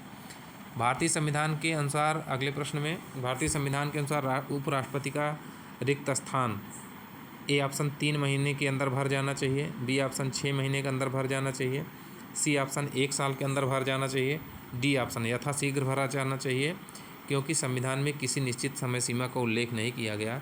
इसमें डी ऑप्शन सही है, राष्ट्रपति के चुनाव का समय सीमा का उल्लेख नहीं किया गया है, तो जल्दी हो जाना चाहिए, समय निर्धारित नहीं है। 131 की बात करें, भारतीय संविधान में संशोधन के लिए विधेयक लाया जा सकता है। भारतीय संविधान में संशोधन के लिए विधेयक लाया जा सकता है, ए केवल लोकसभा में, बी केवल राज्यसभा में, सी या तो लोकसभा में या राज्यसभा में, डी भारत के सर्वोच्च न्यायालय में। तो जो विधेयक होता है वो किसी में लाया जा सकता है, सामान्य विधेयक, चाहे लोकसभा हो चाहे राज्यसभा हो। 132 सरकारी आयोग की सिफारिशों का संबंध है। ए ऑप्शन है राजस्व वितरण से, बी ऑप्शन है राष्ट्रपति की शक्तियों एवं कार्यों से, सी ऑप्शन है संसद की सदस्यता से, डी ऑप्शन है केंद्र और राज्यों के पारस्परिक संबंधों से। तो सरकारी आयोग केंद्र राज्य संबंधों से संबंधित है। 133 नंबर देखते हैं, सूची 1 में संवैधानिक प्रकरण दिया हुआ है, प्रावधान दिया हुआ है, सूची 2 में संबंधित विषय से सुमेलित कीजिए तथा नीचे दिए गए कोर्स से सही उत्तर का चयन कीजिए। तो 1 में संवैधानिक प्रावधान है, दूसरे में संवैधानिक विषय है। अनुच्छेद 131 क्या कहता है? अनुच्छेद 131 में अंतर सरकारी कानूनी विवाद क्षेत्राधिकार है। अनुच्छेद 32 में मूल अधिकारों की रक्षा है। 50 में न्यायपालिका की स्वतंत्रता है और 360 में वित्तीय आपातकाल है। 2, 1, 3, 4, एक ऑप्शन ए सही हो जाएगा। 134 मान लीजिए भारत सरकार किसी एनजीओ को विदेशी अंशदान विनियमन अधिनियम FCRA के तहत देश की एकता को खतरे में डालने के आरोप में ब्लैकलिस्ट करती है। ऐसे में वह एनजीओ किस संवैधानिक उपचार का उपयोग कर सकता है? ए ऑप्शन अनुच्छेद 32 के तहत रिट याचिका, बी ऑप्शन संसद में विशेष अनुमति याचिका, सी ऑप्शन राष्ट्रपति से विशेष माफ़ी, डी ऑप्शन नीति निर्देशक तत्वों की अपील। तो इसमें ये एनजीओ जो है अनुच्छेद 32 के तहत रिट याचिका का उपयोग कर सकता है। 135 नंबर की बात करें, 135 नंबर में देखते हैं, निम्नलिखित में से कौन क्षेत्रीय परिषद की अध्यक्षता करता है? ए भारत के प्रधानमंत्री, बी भारत के गृह मंत्री, सी क्रमानुसार क्षेत्रों के मुख्यमंत्री, डी भारत के वित्त मंत्री। तो क्षेत्रीय परिषद की अध्यक्षता गृह मंत्री करते हैं। एक राष्ट्र एक चुनाव की परिकल्पना संविधान के किस नीति निर्देशक सिद्धांत से सबसे अधिक मेल खाती है? ए ऑप्शन समान नागरिक संहिता, बी लोकतंत्र का सुदृढ़ीकरण, सी लोक पंचायतों को अधिकार देना, डी केंद्र राज्य समन्वय। तो एक राष्ट्र एक चुनाव से लोकतंत्र का सुदृढ़ीकरण होगा। अगले प्रश्न पे चलते हैं। 137 मान लीजिए एक राज्य सरकार ने नगर निगम की 50% आरक्षण सीमा को पार करते हुए महिलाओं को 60% सीटें आरक्षित कर दी। तब इस स्थिति में कौन सा संवैधानिक सिद्धांत उल्लंघन की आशंका को दर्शाता है? पहला ऑप्शन है जनसंख्या के अनुपात का उल्लंघन, बी ऑप्शन है न्यायपालिका की अवमानना, सी ऑप्शन है समानता का अधिकार, डी ऑप्शन है संविधान की 7वीं अनुसूची। तो अगर हम इसको देखें तो इसमें सी ऑप्शन सही हो जाएगा, समानता का अधिकार का उल्लंघन होगा। अगले प्रश्न पे चलते हैं 138 नंबर पे। निम्नलिखित में से कौन सा कथन वन्य प्राणियों के विलुप्तीकरण का प्रमुख कारण नहीं है? ए, प्राकृतिक आवास का नष्ट होना, बी, जंगलों में आग का लगना, सी, वन्य प्राणियों का अवैध वाणिज्यिक व्यापार, डी, जनसंख्या की तीव्र वृद्धि। तो जनसंख्या की तीव्र वृद्धि प्राणियों के विलुप्तीकरण का कारण नहीं है। अगले चलते हैं, एक तरफ स्थल दिया है, दूसरी तरफ संरक्षित जीव दिए गए हैं, इसको मिलान करना है। तो काजीरंगा असम में है, ये किससे संबंधित है? काजीरंगा, गिर राष्ट्रीय वन, कार्बेट राष्ट्रीय उद्यान और बेलनीकोटा अभ्यारण्य ये स्थल हैं। दूसरी तरफ दिया हुआ है, पहले नंबर पे एक सींग वाला गैंडा, दूसरे नंबर पे एशियाई सिंह, तीसरे नंबर पर रॉयल बंगाल टाइगर और चौथे नंबर पे है स्लेंडर लोरिस। जो काजीरंगा असम वाला है एक सींग गैंडे के लिए प्रसिद्ध है, गिर जो है एशियाई शेर के लिए है, कार्बेट जो है ये हमारा रॉयल बंगाल टाइगर के लिए है और चौथा बेलिनकोटा जो है इस स्लेंडर लोरिस के लिए है। तो हमारा ए ऑप्शन सही हो जाएगा, 1, 2, 3 और 4। अगले प्रश्न पे चलते हैं 140 नंबर पे। निम्नलिखित में से कौन सा पारिस्थितिक तंत्र सेवा नहीं है? निम्नलिखित में से कौन सा पारिस्थितिक तंत्र सेवा नहीं है? पहला ऑप्शन है ए, परागण, बी, खाद्य उत्पादन, सी, सौर ऊर्जा उत्पादन, डी, जल शोधन। तो पारिस्थितिक तंत्र में सौर ऊर्जा उत्पादन शामिल नहीं है। अगले प्रश्न पे चलते हैं। नीचे दो कथन दिए गए हैं जिनमें से एक को अभिकथन ए तथा दूसरे को कारण आर कहा गया है। अभिकथन ए, एक धातु तार का तापक्रम बढ़ जाता है जब उसके बीच में विद्युत धारा प्रवाहित की जाती है। कारण आर, धातु अणुओं के पारस्परिक संगठन में ऊष्मा ऊर्जा का मोचन होता है। ऑप्शन ए है, ए और आर दोनों सही और आर ए का सही स्पष्टीकरण है। बी, ए और आर दोनों सही किंतु आर ए का सही स्पष्टीकरण नहीं है। सी, ए सही है किंतु आर गलत है। डी, ए गलत है किंतु आर सही। तो इसमें एक धातु का कथन जो है वो सही है। एक धातु का तापक्रम बढ़ जाता है जब उसमें के बीच विद्युत धारा प्रवाहित होती है। कारण को देखते हैं, धातु अणुओं के पारस्परिक संगठन में उससे ऊष्मा का मोचन होता है, नहीं इलेक्ट्रॉनों की टक्कर से होता है। तो दूसरा गलत हो जाएगा, ए सही आर गलत, सी ऑप्शन हमारा सही हो जाएगा। 142 नंबर को देखते हैं। 142 नंबर में सुमेल करना है। वैज्ञानिक है, दूसरी तरफ आविष्कार या सिद्धांत दिया हुआ है। मैक्सवेल, न्यूटन, आइंस्टीन और हाइजेनबर्ग हैं। दूसरी तरफ विद्युत चुंबकत्व सिद्धांत, गति के नियम, सापेक्षता के नियम, अनिश्चितता का सिद्धांत। तो मैक्सवेल ने विद्युत चुंबकत्व सिद्धांत दिया था, न्यूटन ने गति का सिद्धांत दिया, आइंस्टीन ने सापेक्षता का सिद्धांत दिया और हाइजेनबर्ग ने अनिश्चितता का सिद्धांत दिया। इसको मिलान करेंगे तो 1, 2, 3, 4 ऑप्शन ए सही हो जाएगा। 143 में निम्नलिखित में से कौन सा तत्व सामान्य ताप और दाब पर द्रव अवस्था में पाया जाता है? ऑप्शन ए है bromine, option B chlorine, option C fluorine, option D है आयोडीन। तो ब्रोमीन सामान्य अवस्था में, द्रव अवस्था में सामान्य ताप पर पाई जाता है। 144 है, निम्नलिखित तत्वों में कौन सा एक पृथ्वी पर जीवन की उत्पत्ति के लिए मूलतः उत्तरदायी है? ऑप्शन ए है hydrogen, oxygen, sodium, B option है हाइड्रोजन, कार्बन, नाइट्रोजन, तीसरा है ऑक्सीजन, कैल्शियम, फास्फोरस और चौथा है कार्बन, हाइड्रोजन और पोटेशियम। तो पृथ्वी पर जीवन उत्पत्ति के लिए कार्बन, हाइड्रोजन और नाइट्रोजन की आवश्यकता थी, इसलिए ऑप्शन बी सही है। 145 नंबर, गुर्दे की पथरी किसके कारण बनती है? पहला ए ऑप्शन है प्रोटीन का अवक्षेपण, बी ऑप्शन है ऑक्जेलेट का क्रिस्टलीकरण, सी ऑप्शन है रेत के कणों का जमाव, डी ऑप्शन है वसा का जमाव। तो गुर्दे की जो पथरी बनती है वो ऑक्जेलेट, कैल्शियम ऑक्जेलेट के कारण होती है, तो इसलिए बी ऑप्शन हमारा सही हो जाएगा।